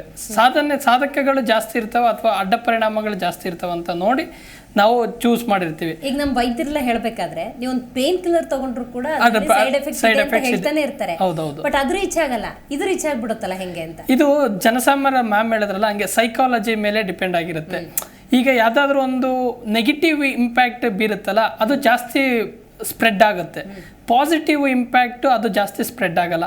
ಅದೇ ಥರ ಈಗ ಏನು ಅಡ್ಡ ಪರಿಣಾಮ ಗಂಭೀರವಾಗಿ ಬೀರ್ತಾ ಇದೆ ಅನ್ನೋದು ನೆಗೆಟಿವಿಟಿ ಇರೋದ್ರಿಂದ ಜಾಸ್ತಿ ಬೇಗ ಸ್ಪ್ರೆಡ್ ಆಗ್ತಾ ಇದೆ. ನೀವು ಹೇಳಿದಂಗೆ ಹಾರ್ಟ್ ಅಟ್ಯಾಕ್ಗಳು ಜಾಸ್ತಿ ಆಗ್ತಾ ಇದಾವೆ. ಅದು ಇದೇ ಕಾರಣಕ್ಕಾಗುತ್ತಾ ಅನ್ನೋದೇ ಗೊತ್ತಿರಲ್ಲ ಮಾತಾಡೋರಿಗೆ. 50+ ಇದ್ದವ್ರಿಗಾದಾಗ ಯಾರು ಇಷ್ಟು ಮಾತಾಡಲ್ಲ. ಬಟ್ ಇದು ಯುವ ಹುಡುಗರು ಸಾವಿಗೀಡಾದಾಗ ನಿಜಕ್ಕೂ ಆತಂಕ ಹೆಚ್ಚಾಯಿತು. ಅವಾಗ ರಿಸರ್ಚ್ ಕರೆಕ್ಟಾಗಿ ಮಾಡಿದಾರೋ ಇಲ್ವೋ, ಆಮೇಲೆ ಆ ಕಂಪನಿ ತನ್ನ ಲಾಭಕ್ಕೋಸ್ಕರ ಆ ಟೈಮಿಗೇನೋ ಕೋವಿಶೀಲ್ಡ್ನ ಪ್ರೊವೈಡ್ ಮಾಡಿಬಿಟ್ರೆ ತನ್ನ ಕಂಪನಿಯ ಲಾಭಕ್ಕೋಸ್ಕರ ಹಿಂಗೆ ಮಾಡ್ತೇನೋ ಈ ಥರದ ಅನುಮಾನ ಬರುತ್ತಲ್ಲ, ಪ್ರತಿಯೊಬ್ಬರಿಗೂ ಬರುತ್ತೆ. ಅದು ಪ್ರತಿಯೊಬ್ಬರಿಗೂ ಬರುತ್ತೆ. ಅದರಲ್ಲಿ ನಾವು ಏನು ಯೋಚನೆ ಮಾಡಬೇಕು ಅಂದರೆ, ಕಂಪನಿ ತನ್ನ ಲಾಭಕ್ಕೋಸ್ಕರ ಕೋಟ್ಯಾಂತರ ಜನರ ಆರೋಗ್ಯವನ್ನು ಹಾಳು ಮಾಡೋದಕ್ಕೂ ಮುಂದೆ ಬರುತ್ತಾ? ಸರ್ಕಾರ ಅದನ್ನೆಲ್ಲ ನೋಡ್ಕೊಂಡು ಸುಮ್ಮನಿರುತ್ತಾ?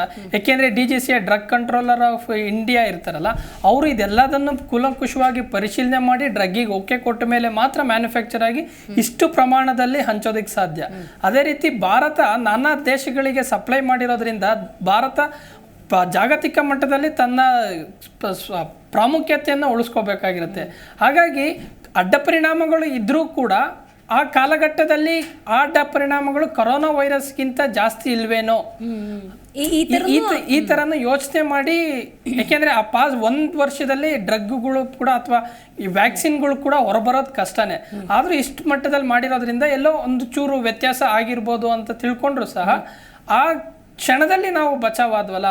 ಆ ಮಹಾಮಾರಿಗೆ ತುತ್ತಾಗ್ದಲೆ ಲಕ್ಷಾಂತರ ಜನರ ಸಾಯೋದು ತಪ್ಪಿಸಿದೆಯಲ್ಲ, ಕೋಟ್ಯಾಂತರ ಜನ ಸಾಯೋದು ತಪ್ಪಿಸಿದೆಯಲ್ಲ.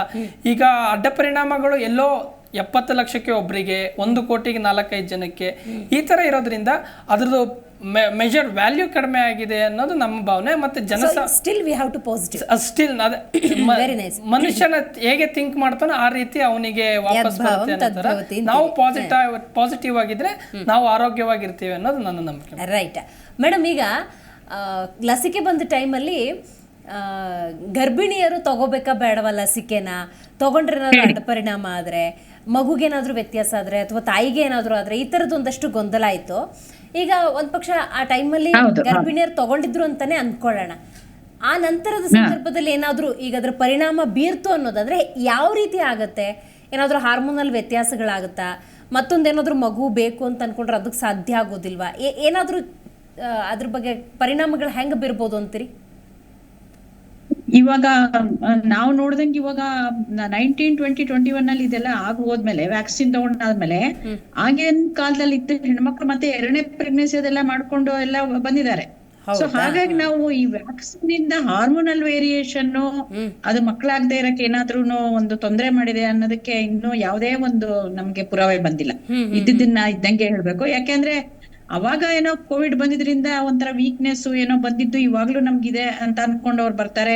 ಇಲ್ಲ ನಮ್ಗೆ ಅದರಿಂದ ಏನಾದ್ರು ಮಗು ಆಗ್ತಿಲ್ವಾ ನೋಡಿ ಅಂತ ಅವ್ರು ಏನೇನೋ ಯೋಚನೆ ಮಾಡ್ಕೊಂಡ್ ಬರ್ತಾರೆ. ಬಟ್ ನಾವು ಅವ್ರನ್ನ ಟೆಸ್ಟ್ ಮಾಡಿ ನೋಡಿದಾಗ, ಯಾಕಂದ್ರೆ ಆ ವ್ಯಾಕ್ಸಿನ್ ಎಫೆಕ್ಟ್ ಏನ್ ಅದು ಅವರಿಗೆ ಬರ್ಬೇಕು, ಆ ಒಂದು ಥ್ರಾಂಬೋಸೈಟೋಪಿನಿಯಾ ಆಗ್ಲಿ ಅದನ್ನ ಎಲ್ಲಾನು ಪ್ರಿವೆಂಟ್ ಮಾಡಿ ಅವ್ರನ್ನ ಉಳಿಸಿದೆ. ಅದೊಂದು ಸೈಡ್ ಎಫೆಕ್ಟ್ಸ್ ಏನಿದ್ರು ಅವಾಗ್ಲೇ ಆಗ್ ಹೋಗ್ಬೇಕು ಹೊರತು ಅದು ಮತ್ತೆ ಇಮ್ಯುನಾಲಜಿಕಲ್ ಇದ್ರ ಮೇಲೆ ಅಂತ ಏನು ಪರಿಣಾಮ ಬೀರಿರೋದಿಲ್ಲ ನಮ್ದು ಆಂಟಿಬಾಡೀಸ್ ಉತ್ಪನ್ನ ಆದ್ಮೇಲೆ. ಸೊ ಅದರಿಂದ ನನ್ಗೆ ಪ್ರೆಗ್ನೆನ್ಸಿ ಆಗಿಲ್ಲ, ನನ್ಗೆ ಅದರಿಂದನೇ ಏನೋ ಆಗ್ತಿದೆ ಅನ್ನೋದು ಖಂಡಿತವಾಗ್ಲೂ ಅಲ್ಲ. ಅದನ್ನ ಯಾರು ಮನಸ್ಸಲ್ಲಿ ಇಟ್ಕೋಬಾರ್ದು. ಸೊ ಪ್ರೆಗ್ನೆನ್ಸಿಗಾಗ್ಲಿ ಒಂದು ಹಾರ್ಮೋನಲ್ ವೇರಿಯೇಷನ್ಗಾಗ್ಲಿ ಬೇರೆ ಇತರ ಕಾರಣಗಳಿರ್ಬೋದು. ಯಾವ್ದು ನಾವು ಹೇಳ್ತೀವಿ ಒಂದೊಂದು ಫೈಬ್ರಾಯ್ಡ್ ಇರ್ಬೋದೇನೋ, ಒಂದು ಓವರಿನ್ ಸಿಸ್ಟ್ ಇರ್ಬೋದೇನೋ, ಅಥವಾ ಬೇರೆ ಏನಾದ್ರೂ ಅವರಿಗೆ ಬ್ಲೀಡಿಂಗ್ ಪ್ರಾಬ್ಲಮ್ಸ್ ಇರ್ಬೋದು. ಗಂಡ ಹೆಂಡ್ರಲ್ಲಿ ಗಂಡಿನ ಕಡೆಯಿಂದನೂ ಕೆಲವು ಅಂಶಗಳು ನಿಮ್ಗೆಲ್ಲ ಗೊತ್ತಿರೋ ಒಂದು ವಿಚಾರಗಳಲ್ಲಿ ಸಂಕೀರ್ಣಗಳಲ್ಲಿ ನೀವು ಡಿಸ್ಕಸ್ ಮಾಡಿದೀರಾ. ಸೊ ಇದೆಲ್ಲ ಇರ್ಬೋದು ಹೊರತು ನಾನು ಇಷ್ಟು ನಿರ್ದಿಷ್ಟವಾಗಿ ಏನ್ ಹೇಳ್ತೀನಿ ಅಂದ್ರೆ ನನ್ನ ಒಂದು ಏನು ಎಕ್ಸ್ಪೀರಿಯನ್ಸ್ ಅಲ್ಲಿ ನಾನ್ ನೋಡ್ತಾ ಇರೋ ಒಂದು ಹೆಣ್ಮಕ್ಳಲ್ಲಿ ಅದರಿಂದನೇ ಮಕ್ಕಳಾಗಿಲ್ಲ ಅನ್ನೋದು ಮಾತ್ರ ಖಂಡಿತ ಇಲ್ಲ. ಆತರ ಇಲ್ಲೇ ಇಲ್ಲ ಅಂತ ಹೇಳ್ಬೋದು ಅಷ್ಟೇ. ರೈಟ್ ಸರ್, ಈಗ ವ್ಯಾಕ್ಸಿನ್ ಡೋಸ್ ಮೇಲೆ ಡೋಸ್ ಕೊಡ್ತಿದ್ದಾರೆ ಅಂದ್ರೆ ಒಂದ್ ಡೋಸ್ ಇಂದ ಇನ್ನೊಂದು ಡೋಸ್ ಹೋಗ್ಬೇಕಾದ್ರೆ ಪೀರಿಯಡ್ ಇರುತ್ತೆ ನೋಡಿ, ಆ 1 ವರ್ಷ, ಆ ವರ್ಷದವರೆಗೂ ಅವ್ರು ಸೇಫ್ ಅಂತ. ಸೆಕೆಂಡ್ ಡೋಸ್ ಬಂದಾಗ ಇನ್ನೊಂದು ವರ್ಷ ಸೇಫ್. ಅಷ್ಟೊತ್ತಿಗೆ ಕೊರೋನಾ ಅನ್ನೋ ವೈರಸ್ಸೇ ನಾಪತ್ತೆ ಆಗುತ್ತೆ ಅಥವಾ ಅದು ಅಷ್ಟು ಪರಿಣಾಮ ಬೀರಲ್ಲ ಅಂತ. ಸೊ ಒಂದು ಡೋಸಿಂದ ಒಂದು ಡೋಸಿಗೆ 1 ವರ್ಷ ಟೈಮ್ ಇರುತ್ತಲ್ಲ, ಅಲ್ಲಿವರೆಗೆ ಸೇಫು ಅನ್ನೋದಂದರೆ ಅಷ್ಟರವರೆಗೆ ಅದು ಕಾಪಾಡುತ್ತೆ ಅನ್ನೋದಾದರೆ ಯಾಕಿತ್ತು ಸರ್ 1-1.5 ತಿಂಗಳಿಗೆ ಅಷ್ಟೇ ಅಡ್ಡ ಪರಿಣಾಮ ಬೀರಬೇಕು ಅಂತಿದೆ? ಅಂದರೆ ಅಡ್ಡ ಪರಿಣಾಮ ಯಾವಾಗ ಬೇಕಾದರೂ ಬೀರ್ಬೋದಲ್ಲ? ಈ ಸೈಂಟಿಫಿಕಲಿ ಏನು ಹೇಳ್ತೀರಿ, ಇದು ಯಾಕೆ? ನಾವು 3 ಡೋಸ್ ತಗೊಳ್ಳೋ ಗೊಂದಲ ಎಬ್ಬಿಸಿದ್ರು. ಹೌದು, ಫಸ್ಟ್ ಡೋಸು ಸೆಕೆಂಡ್ ಡೋಸು ಮೊದಲು 30 ದಿನ ಅಂದರು, ಆಮೇಲೆ 60 ದಿನಕ್ಕೆ ಹೋಯ್ತು. ಅವಾಗೆ ಗೊಂದಲ ಶುರುವಾಯ್ತು. ನನಗೆ ಗೊಂದಲ, ಯಾಕೆ ಹಿಂಗೆ ಮಾಡ್ತಾ ಇದ್ದಾರೆ ಅಂತ. ನೋಡಿಮ್ಮ, ಇದು ವ್ಯಾಕ್ಸಿನ್ ಕೊಡೋ ಉದ್ದೇಶ ಇಟ್ಸ್ ಅನ್ ಆಂಟಿಜೆನ್, ನಮ್ಮ ದೇಹದೊಳಗೆ ಸ್ಟಿಮ್ಯುಲೇಟ್ ಮಾಡಲಿಕ್ಕೆ antibody production. It's a killed virus. ಅವ್ರು ಚೆನ್ನಾಗಿ ಹೇಳಿದ್ರು ಅವಲ್ಲ ಇಬ್ಬರು ಕೂಡ. ಇದರ ಎಫೆಕ್ಟ್ ನಮ್ಮ ದೇಹದೊಳಗೆ ಹೋದಾಗೆ 6 ವೀಕ್ಸ್ ಅಷ್ಟೇ. ಅದ್ರ ಸೈಡ್ ಎಫೆಕ್ಟ್ ಏನನ್ನ ಆಗಂಗಿದ್ರೆ, ನಾನು ಅವತ್ತು ತೊಗೊಂಡಿರೋದು ಇವಾಗ ಯಾಕೆ ನನಗೆ ಸೈಡ್ ಎಫೆಕ್ಟ್ ಆಗುತ್ತೆ? ಆಗಂಗಿಲ್ಲ. ನಾನು ಹಂಗೆ ಹೇಳೋದಿಲ್ಲ. ಹೌದು, ಸತ್ಯ. ಅಲ್ಲ, ಈಗ ಅದ್ರದ್ದು positivity, the dose, the effect of positive things 1 ವರ್ಷ ಇರೋದು ಆಗುತ್ತೆ ಅನ್ನೋದೇ ಆದ್ರೆ ಅದ್ರದ್ದು ಹಂಗೆ ಡಿಸೈನ್ ಮಾಡಿರ್ತಾರೆ, ಹಂಗೆ ಕೆಲಸ ಮಾಡುತ್ತಾ ಹೆಂಗೆ ಅದು? ಇವತ್ತು ಯಾಕೆ ಡಿಸ್ಕಷನ್ಗೆ ಬಂದಿದೆ ಅಂದ್ರೆ, ಇವಾಗ ನ್ಯೂಸ್ನ ಬಂದಿದೆ. ಇಷ್ಟು ದಿನ ಅವ್ರು ಒಪ್ಕೊಂಡಿರಲ್ಲ, ಒಪ್ಕೊಂಡಿದ್ದಾರೆ. ಇವ್ರು ಹೇಳೋರ ಪ್ರಕಾರ ನನಗೆ ಇವತ್ತು ಸೈಡ್ ಎಫೆಕ್ಟ್ ಆಗುತ್ತೆ ಅಂತ ನಾನು ಎದುರ್ಕೊಳ್ಳಂಗಿಲ್ಲ. ಬೇರೆಯವ್ರಿಗೆ ಮುಗ್ದೋಯ್ತು ಅದ್ರ ಕೆಲಸ. ಆಗೋದಾಗಿದ್ರೆ ಯಾವತ್ತೂ ಆಗ್ಬೇಕಾಗಿತ್ತು, 6 ವೀಕ್ಸ್ನೊಳಗೆ ಆಗ್ಬೇಕಾಗಿತ್ತು. ಈಗೇನಾದ್ರು ಟಚ್ ವುಡ್ ನನಗೇನು ಹಾರ್ಟ್ ಅಟ್ಯಾಕ್ ಆಗಲ್ಲ, ಆದ್ರೂ ಕೂಡ ಅದಂತೂ ಕಾರಣ ಅಲ್ಲ. ಅಂಡ್ ಇನ್ನೊಂದಮ್ಮ ನಾನು ಹೇಳ್ತೀನಿ ಜನಗಳಿಗೊಂದು ಭರವಸೆ. ಹೌದು, ನಿಮ್ಗೆ ಏನಾದರೂ ಹಾರ್ಟ್ ಅಟ್ಯಾಕ್ ಎದೆ ನೋವು ಬಂತು ಅಂದರೆ ನೀವು ವ್ಯಾಕ್ಸಿನ್ ತೊಗೊಂಡಿದ್ರಿ ಅಂದ್ಕೊಳ್ಳಿ, ನೀವು ಹೋಗಿ ಹಾಸ್ಪಿಟ್ಲಿಗೆ. ಯಾವುದೇ ರೀಸನ್ಗೆ ನಿಮ್ಗೆ ಕರೋನರಿ ಅಟ್ಯಾಕ್ ಆದರೂ ಕೂಡ ವೈದ್ಯರ ಹತ್ರ ಹೋಗ್ಲೇಬೇಕು. ಅಷ್ಟು ಮಾಡಿ ಅಷ್ಟೇ. ನೀವು ಯಾಕೆ ಎದುರ್ಕೋತೀರಿ? ವ್ಯಾಕ್ಸಿನ್ ತೊಗೊಂಡಿದೆ ಹಿಂಗಾಗ್ಬಿಡ್ತು, ನನ್ನ ಹಣೆ ಬರ ಸರಿ, ಬೇಡ. ನಿಮಗೆ there is a way to leave. ಅದಕ್ಕೆ ಟ್ರೀಟ್ಮೆಂಟ್ ಇದೆ. ದಯವಿಟ್ಟು ಇವತ್ತು ಜನಗಳು ಯಾರಾದರೂ ಎದುರ್ಕೊಂಡಿದ್ರೆ, ನಾಳೆ ಏನಾದ್ರು ಇದ್ಕಿದ್ದಂಗೆ ಎದೇನೋ ಬಂದ್ರೆ ಹೋಗಿ ತೋರಿಸ್ಕೊಳ್ಳಿ. ಈ ಕಾರಣನೋ ಯಾವ ಕಾರಣನೋ ಒಟ್ಟು ನಿಮಗೆ ಟ್ರೀಟ್ಮೆಂಟ್ ಇದೆ. ಅಂಡ್ ಈ ಟೈಮ್ನಲ್ಲಿ ಈ ವ್ಯಾಕ್ಸಿನ್ ತಯಾರು ಮಾಡೋದಿದೆಯಲ್ಲಮ್ಮ, ಇಟ್ಸ್ ಎ ವೆರಿ ಎಕ್ಸ್ಪೆನ್ಸಿವ್. ಅದಕ್ಕೆ ಮಲ್ಟಿನ್ಯಾಷನಲ್ ಆಸ್ಟ್ರಾಜೆನಿಕಾ ಅಂತ ಬರೋದು ತುಂಬ ದುಡ್ಡು ಇನ್ವಾಲ್ವ್ಡ್. ಅಷ್ಟೇ ಅಲ್ಲ, ಪ್ರೋಸೆಸ್ 4 ಪ್ರೋಸೆಸ್ ಇದೆ. ಅನಿಮಲ್ ಇಂದ ಸ್ಟಾರ್ಟ್ ಮಾಡಿ ಟ್ರಯಲ್ಗಳ ಮೇಲೆ ಟ್ರಯಲ್ಗಳು ಮಾಡಿ, ಅದು ಬ್ಯೂಟಿಫುಲ್ ಪ್ರೋಸೆಸ್. ಬಟ್ ಅವಾಗ ಮಾತಾಡೋದ್ಲ ವೆರಿ ಶಾರ್ಟ್ ಪೀರಿಯಡ್ ಅಲ್ಲಿ ಲಸಿಕೆ ತಂದ್ರು, ಗ್ರೇಟ್ ಅಂತ ಮಾತಾಡಿದ್ರು ಕೂಡ ಒಂದು ವ್ಯಾಕ್ಸಿನ್ ಬರ್ಬೇಕು ಅಂದ್ರೆ ಇಷ್ಟು ಕಾಲಮಾನ ಬೇಕೇ ಬೇಕು ಅಂತಿದ್ದಿಲ್ಲ. ಅದನ್ನ ಮೇಂಟೈನ್ ಮಾಡಿದಾರಾ? ಇಲ್ಲ, ಈ ಅದ್ರಲ್ಲೂ ಮೆನ್ಷನ್ ಮಾಡಿ during an emergency situation you can overcome that ಅಂತಾನೂ ಇದೆ. ಅದು ಯಾಕಂದ್ರೆ ಇವತ್ತು ನಮಗೆ ನೆಸೆಸಿಟಿ ಇದೆ. ಅಷ್ಟು ಮೆಥಡ್ ಫಾಲೋ ಮಾಡಿದ್ರು ಕೂಡ ಸ್ವಲ್ಪ ಮಾರ್ಜಿನ್ ಕೊಡ್ಬೋದು ಅಂತ. ಬಟ್ ನನ್ನ ಒಂದು ರಿಕ್ವೆಸ್ಟ್ ಏನಮ್ಮ, ಈ ಕಂಪನಿಗಳು ನೋ ಡೌಟ್ ಸಹಾಯನ ಮಾಡಿದಾವೆ, ಸಾಕಷ್ಟು ದುಡ್ಡು ಮಾಡ್ಕೊಂಡಿದ್ದಾರೆ. ಇವತ್ತು ಏನಾದರೂ ಯಾವುದೋ ಒಂದು ಪೇಷಂಟ್ಗೆ ಪರ್ಸನ್ಗೆ ಇದರಿಂದನೇ ಸೈಡ್ ಎಫೆಕ್ಟ್ ಆಗಿ ಡೆತ್ ಆಗಿತ್ತು ಅಂದ್ರೆ ಅದು ಅವರ ಜವಾಬ್ದಾರಿ ಅಮ್ಮ. ಅದನ್ನು ಕಾಂಪೆನ್ಸೇಟ್ ಮಾಡೋದು. ಎಲ್ಲೊಬ್ಬ ವೈದ್ಯನಾಗಿ ಜನರ ಪರವಾಗಿ ನಾವು ಅದನ್ನ ಡಯಾಗ್ನೋಸ್ ಮಾಡಬಹುದು ಸರ್, ಇದೇ ಕಾರಣದಿಂದ ಡೆತ್ ಆಗಿದೆ ಅಂತ. Very difficult. ಬಟ್ ಮೊದಲು 6 ವೀಕ್ಸ್ನೊಳಗೆ ಏನಾಯ್ತಲ್ಲ, ಅವಾಗೆ definitely it may be due to this ಅಂತ ಹೇಳ್ಬೋದಿತ್ತು. ಇವತ್ತು 1 ವರ್ಷ ಆಗೋಯ್ತು. ನಾಳೆ ನನಗೇನು ಹೆಚ್ಚು ಕಮ್ಮಿ ಆದರೆ I cannot blame the vaccine. So ಅದು ನನಗೇನಂದ್ರೆ ಇಷ್ಟು ಕಂಪನಿಗಳು ಇಷ್ಟು ದುಡ್ಡು ಮಾಡ್ತಾರೆ, ಬಡಬಗ್ಗರಿಗೆ ಏನೋ ಒಂದು ಆದಾಗೆ ಕೊಡ್ರಿ, ರೊಕ್ಕ ಏನೂ ಆಗೋದಿಲ್ಲ. ಸರ್ಕಾರಗಳು ಈ ನಿಟ್ಟಿನಲ್ಲಿ ನಾವು ವೈದ್ಯರು ಕೂಡ you must come to the support of a public. Student ಇದ್ದಾರೆ ಪಾಪ, ಹೇಳ್ತಾರೆ ಡಾಕ್ಟರ್ ಕೊಡಿಸಿ ಅಂತ, ಕೊಡಿಸ್ಬೇಕು, ನಮ್ಮ ಜವಾಬ್ದಾರಿ. ಏನೋ ಇದೆ, ಇದರಿಂದ ಆಯ್ತೋ ಇಲ್ವೋ, ಕೋಟ್ಯಾಂತರ ರೂಪಾಯಿ ದುಡ್ಡು ಮಾಡಿದಿರಿ, ಇವ್ರಿಗೊಂಚೂರು ಕೊಡಿ ಅಂತ ಹೇಳ್ಬೇಕು, ನಮ್ಮ ಜವಾಬ್ದಾರಿ. ಭಯ ಆತಂಕದಿಂದಲೇ ಬೇಕಾದ್ರೆ ಸಾವುಗಳಾಗ್ಬಿಡ್ತವೆ, ಏನಂತೀರಿ ದಿವ್ಯಾ ಅವರೇ, ಮೇಡಮ್? ನಾನೇನ್ ಹೇಳ್ತೀನಿ ಅಂತಂದ್ರೆ ಅದ್ರದ್ದು ಸೈಡ್ ಎಫೆಕ್ಟ್ ಆಗಿದ್ದ ಟೈಮ್ ಅದು ಕಳೆದು ಹೋಯ್ತು. ಇವಾಗ ನಾವೆಲ್ಲ ವ್ಯಾಕ್ಸಿನ್ ತಗೊಂಡಿದ್ದೆ ಯಾವಾಗ 2021 ಆ ಲೆಕ್ಕದಲ್ಲಿ. ಹೌದು. ಇವಾಗ ನಾವು ಅದ್ರದ್ದು ಪ್ರಯೋಜನಗಳದ್ದು ಆಂಟಿಬಾಡೀಸ್ ನ ಬಾಡಿನಲ್ಲಿ ಇಟ್ಕೊಂಡು ನಾವು ಆರೋಗ್ಯವಾಗಿದ್ದೇವೆ. ಈ ಬೇರೆ ಬೇರೆ ಯಾವ್ದೋ ಕಾಯಿಲೆಗಳು ಬಂದು ನಮ್ಮನ್ನು ದಾಳಿ ಮಾಡ್ತಿರೋದು, ಈಗ ಇನ್ಫ್ಲೂಯೆನ್ಸಾನೇ ಬಂದ್ಬಿಡುತ್ತೆ ಸಡನ್ಲಿ, ಮತ್ತೆ ಬೇರೆ ಡಿಸೀಸಸ್ ಬರುತ್ತೆ, ಅದರಿಂದನೂ ಅವ್ರು ಇದಾಗ್ತಾ ಇರ್ತಾರೆ. ಬಟ್ ಅದೆಲ್ಲ ಕೋವಿಡ್ ಗೆ ಅಂತ ನಾವ್ ಅನ್ನಕ್ ಬರಲ್ಲ. ಬಟ್ ಕೋವಿಡ್ ಟೈಮ್ ನಲ್ಲಿ ಇನ್ನೊಂದ್ ಏನಾಯ್ತು ಅಂದ್ರೆ, ಜನ ಹೊರಗಡೆ ಹೋಗೋದಾಗ್ಲಿ ಬರೋದಾಗ್ಲಿ ಎಲ್ಲಾನು ನಿಲ್ತು ನೋಡಿ. ಅವಾಗ ಯಾವ ಮನುಷ್ಯ ಎಕ್ಸರ್ಸೈಸ್ ಮಾಡ್ಕೊಂಡು ಆರೋಗ್ಯವಾಗಿ ಊಟ ಮಾಡ್ಕೊಂಡು ಇದ್ದು ಆರೋಗ್ಯ ಕಾಪಾಡ್ಕೊಂಡಿದ್ನೋ ಅದೆಲ್ಲ ಕಡಿಮೆ ಆಗೋಯ್ತು. ಯಾಕೆ ಅವ್ನ ಇದ್ದಲ್ಲೇ ಹೆದರ್ಕೊಂಡು ಕೂತಲ್ಲೇ ಕೂತ. ಅದರಿಂದನೂ ಅವನಿಗೆ ಒಬಿಸಿಟಿ ಬಂತು, ಕ್ಲಾಟ್ಸ್ ಫ್ಯಾಕ್ಟರ್ಸ್ ಜಾಸ್ತಿ ಆಯ್ತು, ಬಿಪಿ ಇರೋರಿಗೆ ಬಿಪಿ ಬಂತು, ಇದೆಲ್ಲ ಆಯ್ತು. ಸೈಕಾಲಜಿಕಲಿ ಅಂತೂ ಫುಲ್ ಎಲ್ಲ ತುಂಬಾನೇ ಕುಸ್ತು ಹೋದ್ರು ಎಲ್ಲಾರು. ಸೊ ಅದನ್ನ ಆ ಟೈಮ್ ನಲ್ಲಿ ಆಗಿರೋದೇ ಹೊರತು ಅದನ್ನ ಓವರ್ಕಮ್ ಮಾಡ್ಕೊಂಡು ಮತ್ತೆ ಇವರು ತಮ್ಮ ದೈನಂದಿನ ಚಟುವಟಿಕೆಗಳು, ಎಕ್ಸರ್ಸೈಸ್, ಡಯಟ್ ಅದನ್ನೆಲ್ಲ ಪಾಲಿಸ್ತಾ ಹೋಗ್ಬೇಕು. ಮತ್ತೆ ಬೇರೆ ಕಾಯಿಲೆಗಳು, ಬೇರೆ ಡಿಸೀಸಸ್ ದಾಳಿ ಮಾಡ್ತಾನೆ ಇರ್ತವೆ ಮನುಷ್ಯ ಆದ್ಮೇಲೆ. ಬಟ್ ಇದು ಅಂಜನಪ್ಪ ಅವರು ಹೇಳ್ದಂಗೆ ಆಸ್ಟ್ರಾಜೆನಿಕಾ ಅವರು ಒಪ್ಪಿಕೊಂಡಿದ್ದಾರೆ ಅದನ್ನ. ಆ ಟೈಮ್ ನಲ್ಲಿ ಅದು ಅಫ್ಕೋರ್ಸ್ ಅದೊಂದು TTS ಮಾಡಿದೆ ಅದನ್ನ ಅಂತ ಹೇಳಿ ಒಪ್ಕೊಂಡಿದ್ದಾರೆ. ಬಟ್ ಯಾವುದೇ ಸೈಡ್ ಎಫೆಕ್ಟ್ ಇಲ್ಲದೆ ಯಾವ್ದನ್ನ ಮಾಡಕ್ಕಾದ್ರೂ ಕಷ್ಟನೇ. ನೀವ್ ಅವಾಗ್ಲೇ ಅಂದ್ರಿ, ಇವನ್ ಒಂದ್ ಪ್ಯಾರಾಸಿಟಮಾಲ್ಗೂ ಬರ್ಬೋದು. ನಾವ್ ಏನು ಬ್ಲಡ್ ಹೋದಾಗ ಉಳಿಸ್ಬೇಕು ಅಂತ ಹಿಮ್ಯಾಕ್ಸಿಲ್ ಅಂತ ಏನ್ ಹಾಕ್ತಿವಿ, ಅಂಜನಪ್ಪನವ್ರು ಒಪ್ಕೊಳ್ತಾರೆ, ಅದ್ರಲ್ಲಿ ಕೂಡ ಸೈಡ್ ಎಫೆಕ್ಟ್ ಆಗುತ್ತೆ. ಏನ್ ಮಾಡ್ತೀರಾ, ಬಿ ಕಾಂಪ್ಲೆಕ್ಸ್ ಕೊಡ್ತೀವಿ ಶಕ್ತಿ ಬರ್ಲಿ ಅಂತ, ಅದಕ್ಕೂ ಸೈಡ್ ಎಫೆಕ್ಟ್ ಆಗುತ್ತೆ. ಸೊ ಈ ತರ ಒಂದ್ ಪರಿಸ್ಥಿತಿ ಇರೋದ್ರಿಂದ ನಾವು ಅದನ್ನ ಶ್ಲಾಘನೀಯ ಮಾಡ್ಬೇಕು. ಅವ್ರು ಒಪ್ಕೊಂಡಿದಾರಲ್ಲ, ಇವಾಗ ಅದ್ರದ್ದು ಏನಿದ್ರು ಅವ್ರು ಪರಿಹರಿಸ್ತಾರೆ ಅಂತ, ಅದನ್ನ ಕಾಂಪೆನ್ಸೇಷನ್ ಏನೋ. ಬಟ್ ನಾವು ಅದನ್ನೇ ಹಿಡ್ಕೊಂಡು ಅದು ಕೋವಿಡ್ ಕಾಲಕ್ಕೆ ಮತ್ತೆ ಥಿರಾಟಿಕಲಿ ಮತ್ತೆ ಹೋಗ್ಬಾರ್ದು. ನಾವು ಅದು ಹೋಗಿದೆ, ಆ MRI ಅದನ್ನ ಕಳಿಸ್ಬಿಟ್ಟಿದೀವಿ, ಅದ್ರ ಬಗ್ಗೆ ನಾವು ತಿಳ್ಕೋಬೇಕು ಅಷ್ಟೇ. ಭಯ ವಾಟರ್ಗೂ ರಿಯಾಕ್ಷನ್ ಆಗಿದ್ ನೋಡಿದೀವಿ ಮೇಡಮ್, ಕೇಳಿ. ಹೌದು ಸರ್, ಹೌದು ಸರ್. ಅದು ಭಯ ಅಂದ್ರೆ ಮನುಷ್ಯ ಯಾವ ರೀತಿ ಕ್ಲಾರಿಟಿ ಕೊಡ್ತಾ ಇದ್ದೀರಿ, ವ್ಯಾಕ್ಸಿನ್ ತಗೊಂಡು ಒಂದೂವರೆ ತಿಂಗಳಲ್ಲಿ ಎಫೆಕ್ಟ್ ಬಂದ್ರೆ ಎಫೆಕ್ಟ್ ಅಂತ ಹೊತ್ಕೊಳ್ಳೋಣ, ಆದ್ರೂ ಜನ ಆ ಭಯದಲ್ಲೇ ಇರ್ತಾರೆ. ಅದೇ ಜನರಿಗೆ ತಿಳಿಸ್ತಕ್ಕಂಥ ಕೆಲಸಗಳನ್ನ ಸರ್ಕಾರ, ಅಂಗಸಂಸ್ಥೆಗಳು, ಅದು ಮತ್ತೆ ಮಾಧ್ಯಮಗಳು ಮಾಡೋದ್ರಿಂದ ಜನರಿಗೂ ಕೂಡ ನಿರಾಳತೆ ಬರುತ್ತೆ. ಈಗ ಊರಲ್ಲೇ ಈಗ ನಾಳೆ ನಾಡಿದ್ರಲ್ಲಿ ಯಾರಿಗೂ ವ್ಯಾಕ್ಸಿನ್ ತಗೊಂಡಿರೋರಿಗೆ ಹಾರ್ಟ್ ಅಟ್ಯಾಕ್ ಆಯ್ತು ಅಂದಿದ ತಕ್ಷಣ ಜನ ಇದರಿಂದನೇ ಏನೋ ಅಂತ ಭಾವನೆ ಇರುತ್ತೆ. ಆ ಭಾವನೆಯನ್ನ ಹೋಗ್ಲಾಡಿಸ್ಬೇಕು. ಮತ್ತೆ ಸರ್ಕಾರದಿಂದ ಇದ್ರ ಬಗ್ಗೆ ಏನಾದ್ರೂ ಕ್ಲಾರಿಫಿಕೇಶನ್ಸ್ ಥರ ಬರ್ಬೋದು. ಈಗ ಇಂಗ್ಲೆಂಡಲ್ಲಿ ಹಾಕಿರೋ ಲಾ ಸೂಟಲ್ಲಿ ಅದು ನಾವೀಗ ಅದು ಅಡ್ಮಿಟ್ ಮಾಡ್ಕೊಂಡಿದೆ ಅಂತ ಓದ್ತಾ ಇರೋದು ಯಾವುದೋ ನ್ಯೂಸ್ ಪೇಪರ್ ರಿಪೋರ್ಟ್ ಮಾಡಿದೆ ಅಂತ ಮಾತ್ರ. ಮತ್ತೆ ಅದು 51 ಜನ ಮಾತ್ರ ಲಾ ಸೂಟ್ ಹಾಕಿರೋದು 100 ಮಿಲಿಯನ್ ಪೌಂಡ್ ಏನೋ ಡ್ಯಾಮೇಜಸ್ ಕೇಳ್ತಾ ಇದ್ದಾರೆ ಅಂತ. ಆ ರೀತಿ ಆಗಿದ್ರೆ ಎಲ್ಲರಲ್ಲೂ ಅಡ್ಡ ಪರಿಣಾಮ ಬೀರೋದಿದೆ, ಅವರೆಲ್ಲರೂ ಕೂಡ ಕೋರ್ಟ್ ಮೆಟ್ಲೆ ಇರ್ಬೋದಿತ್ತು. ಇದು ಲಾ ಸೂಟು ಸ್ವಲ್ಪ ಹಿಂದೆ ಹೋಗೋದ್ರಿಂದ, ಕ್ಲಾಸ್ ಸೂಟು ಒಂದು 2-3 ವರ್ಷದ ಹಿಂದೆ ಹೋಗಿರೋದ್ರಿಂದ ಆ ಟೈಮಲ್ಲಿ ಆಗಿರ್ತಕ್ಕಂಥ ಅಡ್ಡ ಪರಿಣಾಮದಿಂದ ವ್ಯತಿರಿಕ್ತ ಪರಿಣಾಮ ಬೀರಿರೋ ಜನಗಳು ಹಾಕಿರೋ ಲಾ ಸೂಟು ಅದರಲ್ಲಿ ಅಡ್ಮಿಟ್ ಮಾಡ್ಕೊಂಡಿದೆ ಅಂತ ಜನಗಳಿಗೆ ಫಸ್ಟ್ ಗೊತ್ತಾಗಬೇಕು. ಮೆಡಿಸಿನ್ ಕಂಪನಿಗಳು ಅಡ್ಡ ಪರಿಣಾಮಗಳನ್ನ ಬಚ್ಚಿಟ್ಟು ಮೆಡಿಸಿನ್ ಅಥವಾ ಲಸಿಕೆ ತಯಾರು ಮಾಡ್ತವೆ ಅನ್ನೋದು ಒಪ್ಕೋತೀರಾ? ಇಲ್ಲ, ಈಗ ಅದನ್ನೇ ನೋಡ್ತಾ ಇದ್ದೆ. ಡಾಕ್ಟರ್ ರಾಜೀವ್ ಜಯದೇವನ್ ಅಂತ Co-Chairman of national Indian medical association ಅವ್ರು ಹೇಳಿದ್ದಾರೆ, ಈ ಒಪ್ಕೊಂಡಿರೋದೇನಿದೆ, ಅವರು ಅಡ್ಮಿಟ್ ಮಾಡ್ಕೊಂಡಿರೋದು ಇದೇನು ಹೊಸದೇನಲ್ಲ. ಇದ್ರ ಬಗ್ಗೆ 2021ರಲ್ಲೇನೆ ವರ್ಲ್ಡ್ ಹೆಲ್ತ್ ಆರ್ಗನೈಸೇಷನ್ ಒಂದು ಸರ್ಕ್ಯುಲರ್ ರಿಲೀಸ್ ಮಾಡಿ ಈ ರೀತಿ ಅಡ್ಡ ಪರಿಣಾಮ ಇದೆ ಅನ್ನೋದನ್ನ ಹೇಳಿತ್ತು. ಭಾರತದಲ್ಲೂ ಕೂಡ ಅದಕ್ಕೆ ಅದು ಕಾಷನ್ಸ್ ಅನ್ನೋದಿರುತ್ತಲ್ಲ, ಅದರಲ್ಲಿ ಇದ್ರ ಬಗ್ಗೆ TTS ಬರ್ಬೋದು ಅನ್ನೋದು ಕೂಡ ಕಂಪ್ನಿ ಅದನ್ನ ಡಿಸ್ಕ್ಲೋಸ್ ಮಾಡಿತ್ತು ಅನ್ನೋದು ನನಗಿರ್ತಕ್ಕಂಥ ಮಾಹಿತಿ. ಸೂಪರ್. ಹಾಗಾಗಿ ಯಾವುದನ್ನು ಕೂಡ ಮುಚ್ಚಿಟ್ಟಿಲ್ಲ. ಆದ್ರೆ ಇದೀಗ ಇತ್ತೀಚೆಗೆ ಬೆಳಕಿಗೆ ಬರ್ತಿರೋದ್ರಿಂದ ಜನರಲ್ಲಿ ಆತಂಕ ಮನೆ ಮಾಡಿದೆ. ಆತಂಕನ ನಿವಾರಿಸಬೇಕಾಗಿದೆ, ಅದು ಬಿಟ್ರೆ ಇನ್ನೇನು ಸಮಸ್ಯೆ ಇಲ್ಲ ಅನ್ನೋದು ನನ್ನ ಭಾವನೆ. ರೈಟ್. ಭಾರತದಲ್ಲಿ 80 ಕೋಟಿ ಜನ ಕೋವಿಶೀಲ್ಡ್ ತಗೊಂಡಿದ್ದೀರಿ.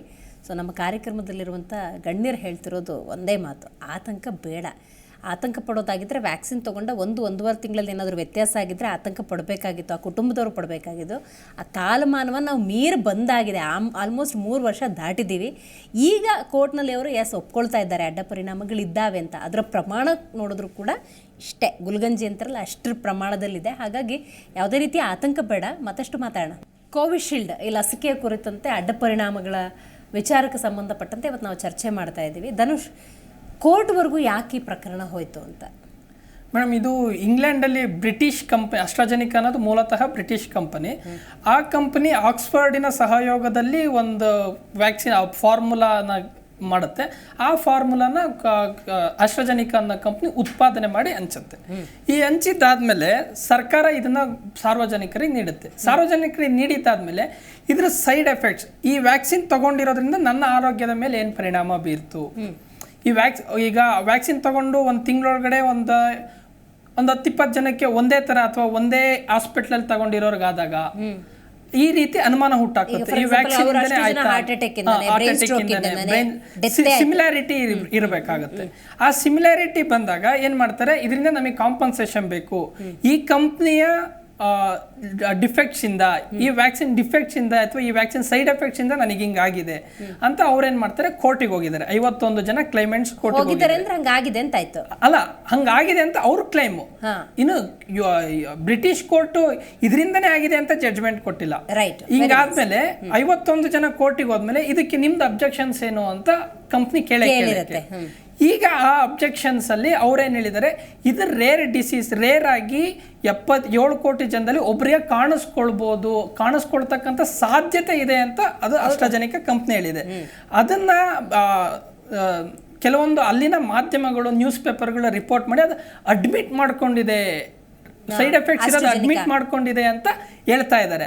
ಆದ್ರೆ ನೀವು ಯಾರಿಗೆ ಯಾವುದೇ ಒಂದು ಕಂಪ್ನಿಗೆ ಇದ್ರ ಬಗ್ಗೆ ನಿಮ್ದು ಅಬ್ಜೆಕ್ಷನ್ ಏನಿದೆ ಅಂತ, ಹೌದು ಇದರಲ್ಲಿ ಸೈಡ್ ಎಫೆಕ್ಟ್ಸ್ ಇದ್ದಿದ್ ನಿಜ ಅಂತ ಅವ್ರು ಹೇಳಿದೆ. ಆದ್ರೆ ಅದರಿಂದನೇ ಅದು ಸತ್ರ ಇನ್ನೂ ಪ್ರೂವ್ ಆಗಿಲ್ಲ. ಅದು ದೊಡ್ಡ ಇನ್ವೆಸ್ಟಿಗೇಷನ್ ಆಗ್ಬೋದು. ಆ 51 ಜನ 100 ಮಿಲಿಯನ್ ಪೌಂಡ್ ನಮಗೆ ಕಾಂಪನ್ಸೇಷನ್ ಬೇಕು ಅಂತ ಕೇಳ್ತಿದ್ದಾರೆ. ಇದುವರೆಗೂ ಕೋರ್ಟ್ ಕೂಡ ಇದರಿಂದನೇ ಸತ್ತಿದ್ದಾರೆ ಅಂತ ಹೇಳಿಲ್ಲ. ಆದ್ರೆ ಅಸ್ಟ್ರಾಜೆನಿಕಾ ಕಂಪ್ನಿ ಇದಕ್ಕೆ ಸೈಡ್ ಎಫೆಕ್ಟ್ಸ್ ಇತ್ತು ಅನ್ನೋದನ್ನ ಒಪ್ಕೊಂಡಿದೆ.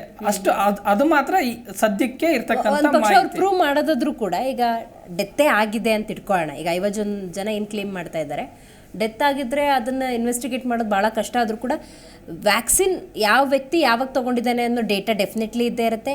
ಅದರಿಂದ 1.5 ತಿಂಗಳ ಅವಧಿಯಲ್ಲಿ ಏನಾದರೂ ವ್ಯತ್ಯಾಸ ಆಗಿದ್ರೆ ಆ ಡೇಟಾ ಇಟ್ಕೊಂಡು ಏನಾದರೂ ಮೂವ್ ಮಾಡ್ತಾರೆ. ಪ್ರತಿಯೊಂದು ಮೆಡಿಸಿನ್ ಅಲ್ಲಿ ಕೂಡ ಬ್ಯಾಚ್ ನಂಬರ್ ಅಂತ ಮೇಂಟೈನ್ ಮಾಡಿರ್ತಾರೆ. ಆ ಬ್ಯಾಚ್ ನಂಬರಿನ ಸ್ಯಾಂಪಲ್ಲು ಪ್ರತಿಯೊಂದು ಉತ್ಪಾದನಾ ಕಂಪ್ನಿಯಲ್ಲಿ ಇರಲೇಬೇಕಾಗುತ್ತೆ, ಅದು ಇಟ್ಕೊಂಡಿರ್ತಾರೆ. ಇವ್ರಿಗೆ ಯಾವ ಬ್ಯಾಚ್ ನಂಬರಿನ ವ್ಯಾಕ್ಸಿನ್ ಆಗಿತ್ತು ಅದನ್ನ ಚೆಕ್ ಮಾಡಿ ಅದನ್ನ ರಿಪೋರ್ಟ್ಗಳಿಗೆ ಕಳಿಸಿ ಇದರಲ್ಲಿ ಸೈಡ್ ಎಫೆಕ್ಟ್ಸ್ ಇತ್ತಾ, ಅಥವಾ ಇವರು ಚೆಕ್ ಮಾಡ್ತಿರ್ಬೇಕಾದ್ರೆ ಏನಾದರೂ ಪ್ರೋಟೋಕಾಲ್ ಮಿಸ್ ಆಗಿದೆಯಾ, ಅಥವಾ ಏನಾದರೂ ಲ್ಯಾಕಿನಸ್ ಇವರು ಕಂಪ್ನಿಯವ್ರು ಮೇಂಟೈನ್ ಮಾಡಿದಾರ, ಕಂಪ್ನಿಯ ನಿಷ್ಕ್ರಿಯತೆಯಿಂದ ಈಗೇನಾದರೂ ಆಗಿದೆಯಾ ಅನ್ನೋದನ್ನ ಕೋರ್ಟ್ ವೆರಿಫೈ ಮಾಡಬೇಕಾಗುತ್ತೆ. ಇದು ಎಲ್ಲ ಪ್ರೋಸೆಸ್ ಆದಮೇಲೆ ಅಡ್ಡ ಪರಿಣಾಮದಿಂದಲೇ ಅದು 51 ಜನ ಸತ್ತಿದ್ದಾರೆ ಅಂತ ಏನಿಲ್ಲ, 51 ಜನ ಹಾಕಿದ್ದಾರೆ ಅಷ್ಟೇ.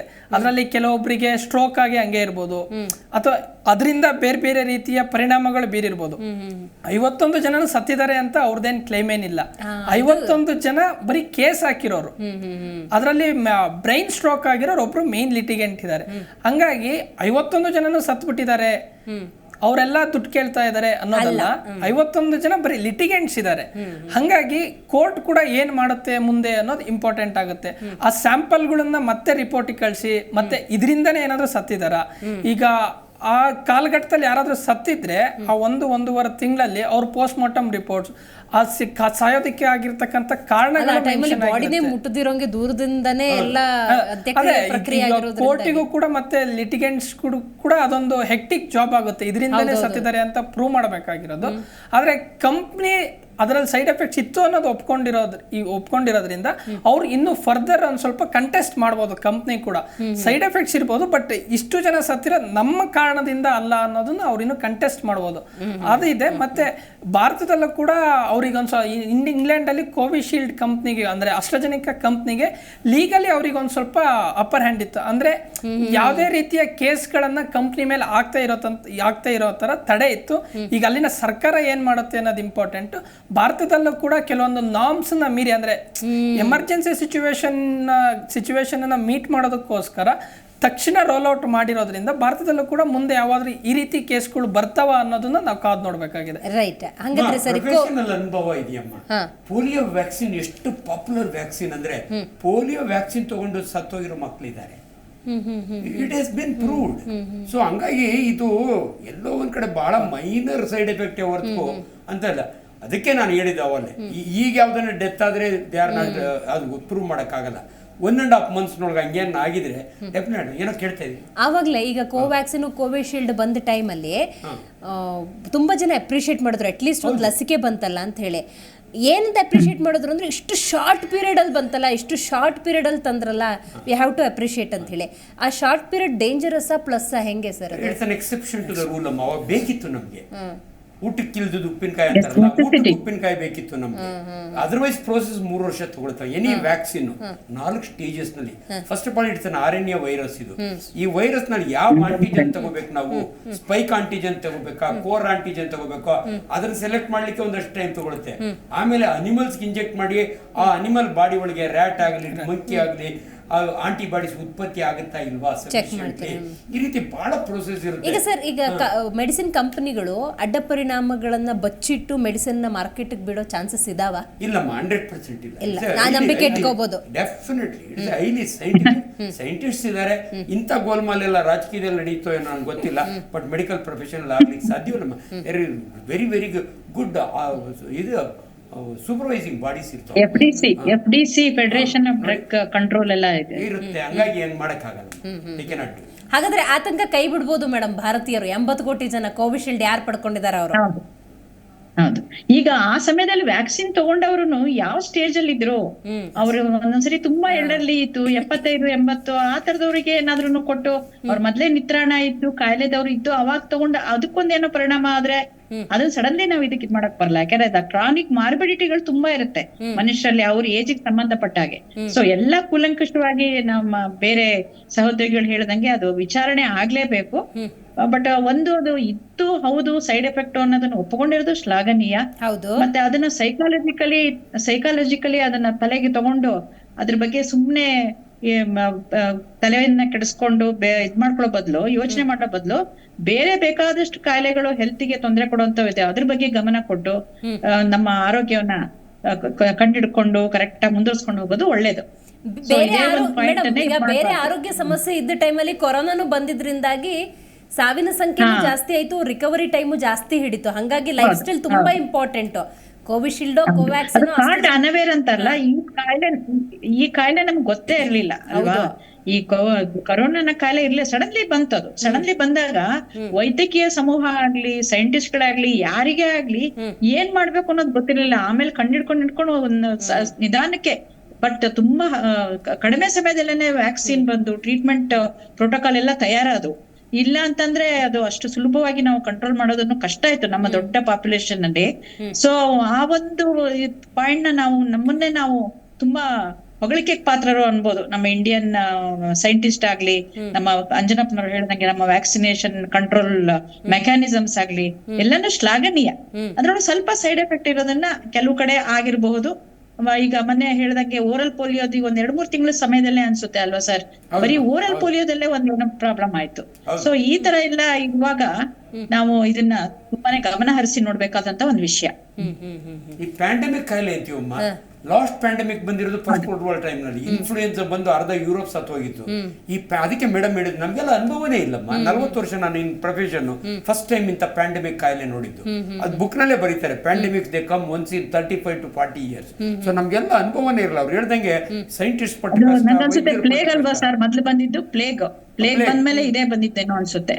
ಹೌದು, ಆ ರೀತಿ ಡೆಫಿನೆಟ್ಲಿ ವೈಜ್ಞಾನಿಕವಾಗಿ ಇದನ್ನ lot of effort has gone into this. Still strong ಆಗಿ ಒಂದು ಒಳ್ಳೆ ಲೈಫ್ ಸ್ಟೈಲ್ ಅನ್ನೋದ್ರೆ ಏನ್ ಮಾಡಿದ್ರೆ ಬೆಸ್ಟ್ ಸರ್? ಇಲ್ಲ, ವೆರಿ ಸರಳಮ್ಮ ಜೀವನ ಶೈಲಿ. ನೀವು ಕಳೆದ ಕೊರೋನಾ ಟೈಮಲ್ಲೂ ಹೇಳ್ತಿದ್ರಿ, ಕೊರೋನಾ ಇತ್ತು ಕಾಣಿಸ್ತಿದೆ ಅಷ್ಟೇ ಈಗ ಅಂತಿದ್ರಿ. ಈ ವೈರಸ್ ನಾವ್ MBBS ಓದ ಕಾಲದಿಂದ ಇತ್ತು. ಈಗ ಪ್ಯಾಂಡಮಿಕ್ ನಮ್ಮ ಲೈಫ್ ಸ್ಟೈಲ್ ಅಂದ್ರೆ ಬಹಳ ಸರಳವಾಗಿ ಹೇಳ್ಬೇಕಂದ್ರೆ ನಮ್ಮ ಆಹಾರ ಪದ್ಧತಿ, ಸಾವಯವ ಕೃಷಿಯಿಂದ ಬಂದಿರುವಂತ ಫುಡ್ಗಳು, ಎಲ್ಲೋ ಒಂದ್ ಕಡೆ ಸ್ಮೋಕಿಂಗು, ಆಲ್ಕೋಹಾಲ್ ಬಿಟ್ಟು ಯೋಗ ಅಭ್ಯಾಸ ಅಂಡ್ ಮನಸ್ಸಮ್ಮ. ಯಾವನ್ನ ಹೇಳ್ತೀನಿ, there is an hormone called endorphin. ಯಾವ ಮನುಷ್ಯ ಸಂತೋಷವಾಗಿರ್ತಾನೆ, ಖುಷಿಯಾಗಿರ್ತಾನೆ, ಈ ತರ ನಿಮ್ ಜೊತೆ ಕೂತ್ಕೊಂಡು ಸಮಾಜಕ್ಕೋಸ್ಕರ ನಾವೆಲ್ಲರೂ 100 ವರ್ಷ ಬದುಕ್ತೀವಮ್ಮ, ಇನ್ಕ್ಲೂಡಿಂಗ್ ಮೀ ಅಂಡ್ ಪರಿಮಾಣ. ಹೇಳ್ತೀನಿ, ಎರಡು ಹಿಂಗೆ ಗುಚ್ಚ ಜೀವನದಲ್ಲಿ ಸಂತೋಷವಾಗಿರಿ, ಎದುರ್ಕೊಳಕ್ ಹೋಗ್ಬೇಡಿ. ಯಾವ್ದೋ ಒಂದು ಸಣ್ಣದ ಪೇಪರ್ನ ಬಂದ್ಬಿಡ್ತು ಅಂದ್ಬಿಟ್ಟು 80 ಕೋಟಿ ಜನ ಎದುರ್ಕೊಂಡ್ ಕೂತ್ಬಿಟ್ರಿ, ನಮ್ ದೇಶ ಏನಾಗಬೇಕು? ಎದುರ್ಕೋಬೇಡಿ. ಇಬ್ಬರು ಡಾಕ್ಟರ್ ಇದೀವಿ, ವೆರಿ ಸೆನ್ಸಿಬಲ್ ಲಾ ಸ್ಟೂಡೆಂಟ್ ಇದಾರೆ, ನೀವಿದ್ದೀರಿ, ಎಲ್ಲ ಕೂತು 1 ಅವರ್ನೊಳ ನಿಜವಾಗ್ಲೂ ಕೂಡ ಜನಗಳಿಗೆ ಏನು ಎದುರ್ಕೋಬೇಡಿ ಅಂತ ಹೇಳ್ಬೇಕು. ನಾನು ಒಂದ್ ಮಾತು ಹೇಳಕ್ ಇಷ್ಟಪಡ್ತೀನಿ. ಕೋವಿಡ್ ಹೋಗಿಲ್ಲ ಸರ್. ಆಕ್ಚುಲಿ ಹೆಂಗೆ ಟ್ಯೂಬರ್ಕ್ಲೋಸಿಸ್ ಎಲ್ಲ ಎಂಡಮಿಕ್ ಆಗಿ ಕುತ್ಕೊಂಡಿದ್ವಿ, ಅದು ಕೂಡ ಇದೆ. ಈಗ ಮೊನ್ನೆನೆ ನಾನು ಒಂದಿಬ್ರು ನಮ್ಮ ಅತಿ ಹತ್ರದ ಒಂದು ಗೆಳೆಯರ ಬಳಗದಲ್ಲೂ ಒಂದಿಬ್ರು ಕೋವಿಡ್ ಆಗಿ 1 ವಾರಗಟ್ಲೆ ಆಸ್ಪತ್ರೆಯಲ್ಲಿ ಇರೋರ್ನೂ ನೋಡ್ದೆ. ಸೊ ಅದು ಎಂಡಮಿಕ್ ಆಗಿದೆ ಅಷ್ಟೇ, ಅದು ಒಂದ್ ಕಾಯಿಲೆ ಜೊತೆಗೆ ಈಗ ಸೇರ್ಕೊಡ್ತು. ಎಲ್ಲವನ್ನು ಕೂಡ ರಾಜಕೀಯದಲ್ಲಿ ನೋಡ್ಬಿಟ್ಟು ಪ್ಲಸ್ ಮೈನಸ್ ಟೀಕೆ ಮಾಡೋರು ಇರ್ತಾರೆ. ಸೊ ಅವರು ಕೋವಿಶೀಲ್ಡ್ ತಗೊಂಡಿರ್ತಾರೆ, ಕೋವ್ಯಾಕ್ಸಿನ್ ತಗೊಂಡಿರ್ತಾರೆ. ಅಂಥವ್ರಿಗೆ ಏನು ಸಂದೇಶ ಕೊಡ್ತೀರಿ ಅಂತ? ಅಂಥವ್ರಿಗೆ ಏನು ಸಂದೇಶ ಅಂದರೆ, ರಾಜಕಾರಣಿಗಳು ಅವ್ರ ಕೆಲಸ ಅವ್ರು ಮಾಡಬೇಕು, ವಿಜ್ಞಾನ ಅದ್ರ ಕೆಲಸ ಅದು ಮಾಡುತ್ತೆ, ಕೋರ್ಟ್ ನ್ಯಾಯಾಲಯ ಅದ್ರ ಕೆಲಸ ಮಾಡುತ್ತೆ. ಯಾವುದೇ ಸೈಡ್ ಎಫೆಕ್ಟ್ಸ್ ಇದ್ರೆ ಅಥವಾ ಇದರಿಂದನೇ ಆಗಿದೆ ಅನ್ನೋದನ್ನ ಯಾರಿಗಾದ್ರೂ ಭಾವನೆ ಇದ್ರೆ, ಅವ್ರೀಗ ಇಂಗ್ಲೆಂಡಲ್ಲಿ ಕೇಸ್ ಆಗಿದೆ, ಭಾರತದಲ್ಲೂ ಕೂಡ ಯಾರಾದ್ರೂ ಕೇಸ್ ತರ್ಬೋದು. ಅದಕ್ಕೆ ಕಂಪ್ನಿ ಇದೆ, ಕಂಪ್ನಿ ತನ್ನ ನಷ್ಟವನ್ನು ಭರ್ತಿ ಮಾಡಿ ಕೊಡುತ್ತೆ. ಭಾರತದ ಕಾನೂನುಗಳು ಕೂಡ ಅಷ್ಟೇ ಗಟ್ಟಿಯಾಗಿದ್ದಾವೆ, ಯಾರಿಗೂ ಅನ್ಯಾಯ ಆಗೋದಕ್ಕೆ ಬಿಡೋದಿಲ್ಲ. ಜನರು ಧೈರ್ಯವಾಗಿರ್ಬೇಕಷ್ಟೇ. ರೈಟ್. ಕಾರ್ಯಕ್ರಮದಲ್ಲಿ ಅಂಜನಪ್ಪ ಸರ್, ಧನುಷ್ ಅವರು, ಪರಿಮಳ ಅವರು ಭಾಗಿಯಾಗಿದ್ದಕ್ಕಾಗಿ ಧನ್ಯವಾದಗಳು. ಸೊ ಕೊರೋನಾ ಸಂದರ್ಭದಲ್ಲಿ ಇಡೀ ವಿಶ್ವವೇ ತತ್ತರಿಸಿ ಹೋಗಿತ್ತು. ಆ ಸಂದರ್ಭದಲ್ಲಿ ಲಸಿಕೆಗಳು ಬಂತು. ಲಸಿಕೆಗಳ ಕುರಿತಂತೆ ಒಂದಷ್ಟು ಅಪಸ್ವರ ಇದೆ. ಈಗಲೂ ಕೂಡ ತಜ್ಞ ವೈದ್ಯರು, ವಿಜ್ಞಾನಿಗಳು ಹೇಳ್ತಿರೋದು ಒಂದೇ, ಆತಂಕ ಬೇಡ, ಯಾವುದೇ ಕಾರಣಕ್ಕೂ ಆತಂಕ ಬೇಡ ಅಂತ ನಮ್ಮ ಜೀ ಕನ್ನಡ ವಾಹಿನಿ ಕೂಡ ಹೇಳ್ತಾ ಇದೆ. ಹಾಗಾಗಿ ಯಾವುದೇ ರೀತಿಯ ಆತಂಕ ಇಲ್ಲದೆ ಒಳ್ಳೆ ಲೈಫ್ ಸ್ಟೈಲನ್ನು ಹೊಂದಿಕೊಂಡು ಒಳ್ಳೆ ಜೀವನವನ್ನು ನಡೆಸಿ, ಆರೋಗ್ಯವೇ ಮಹಾಭಾಗ್ಯ ಅಂತ ಹೇಳ್ತೀವಿ. ಇವತ್ತಿನ ಕಾರ್ಯಕ್ರಮವನ್ನು ಮುಗಿಸೋಣ. ನೋಡ್ತಾ ಇರಿ ಜೀ ಕನ್ನಡ ನ್ಯೂಸ್, ಸತ್ಯವೇ ಸುದ್ದಿಯ ಜೀವಾಳ.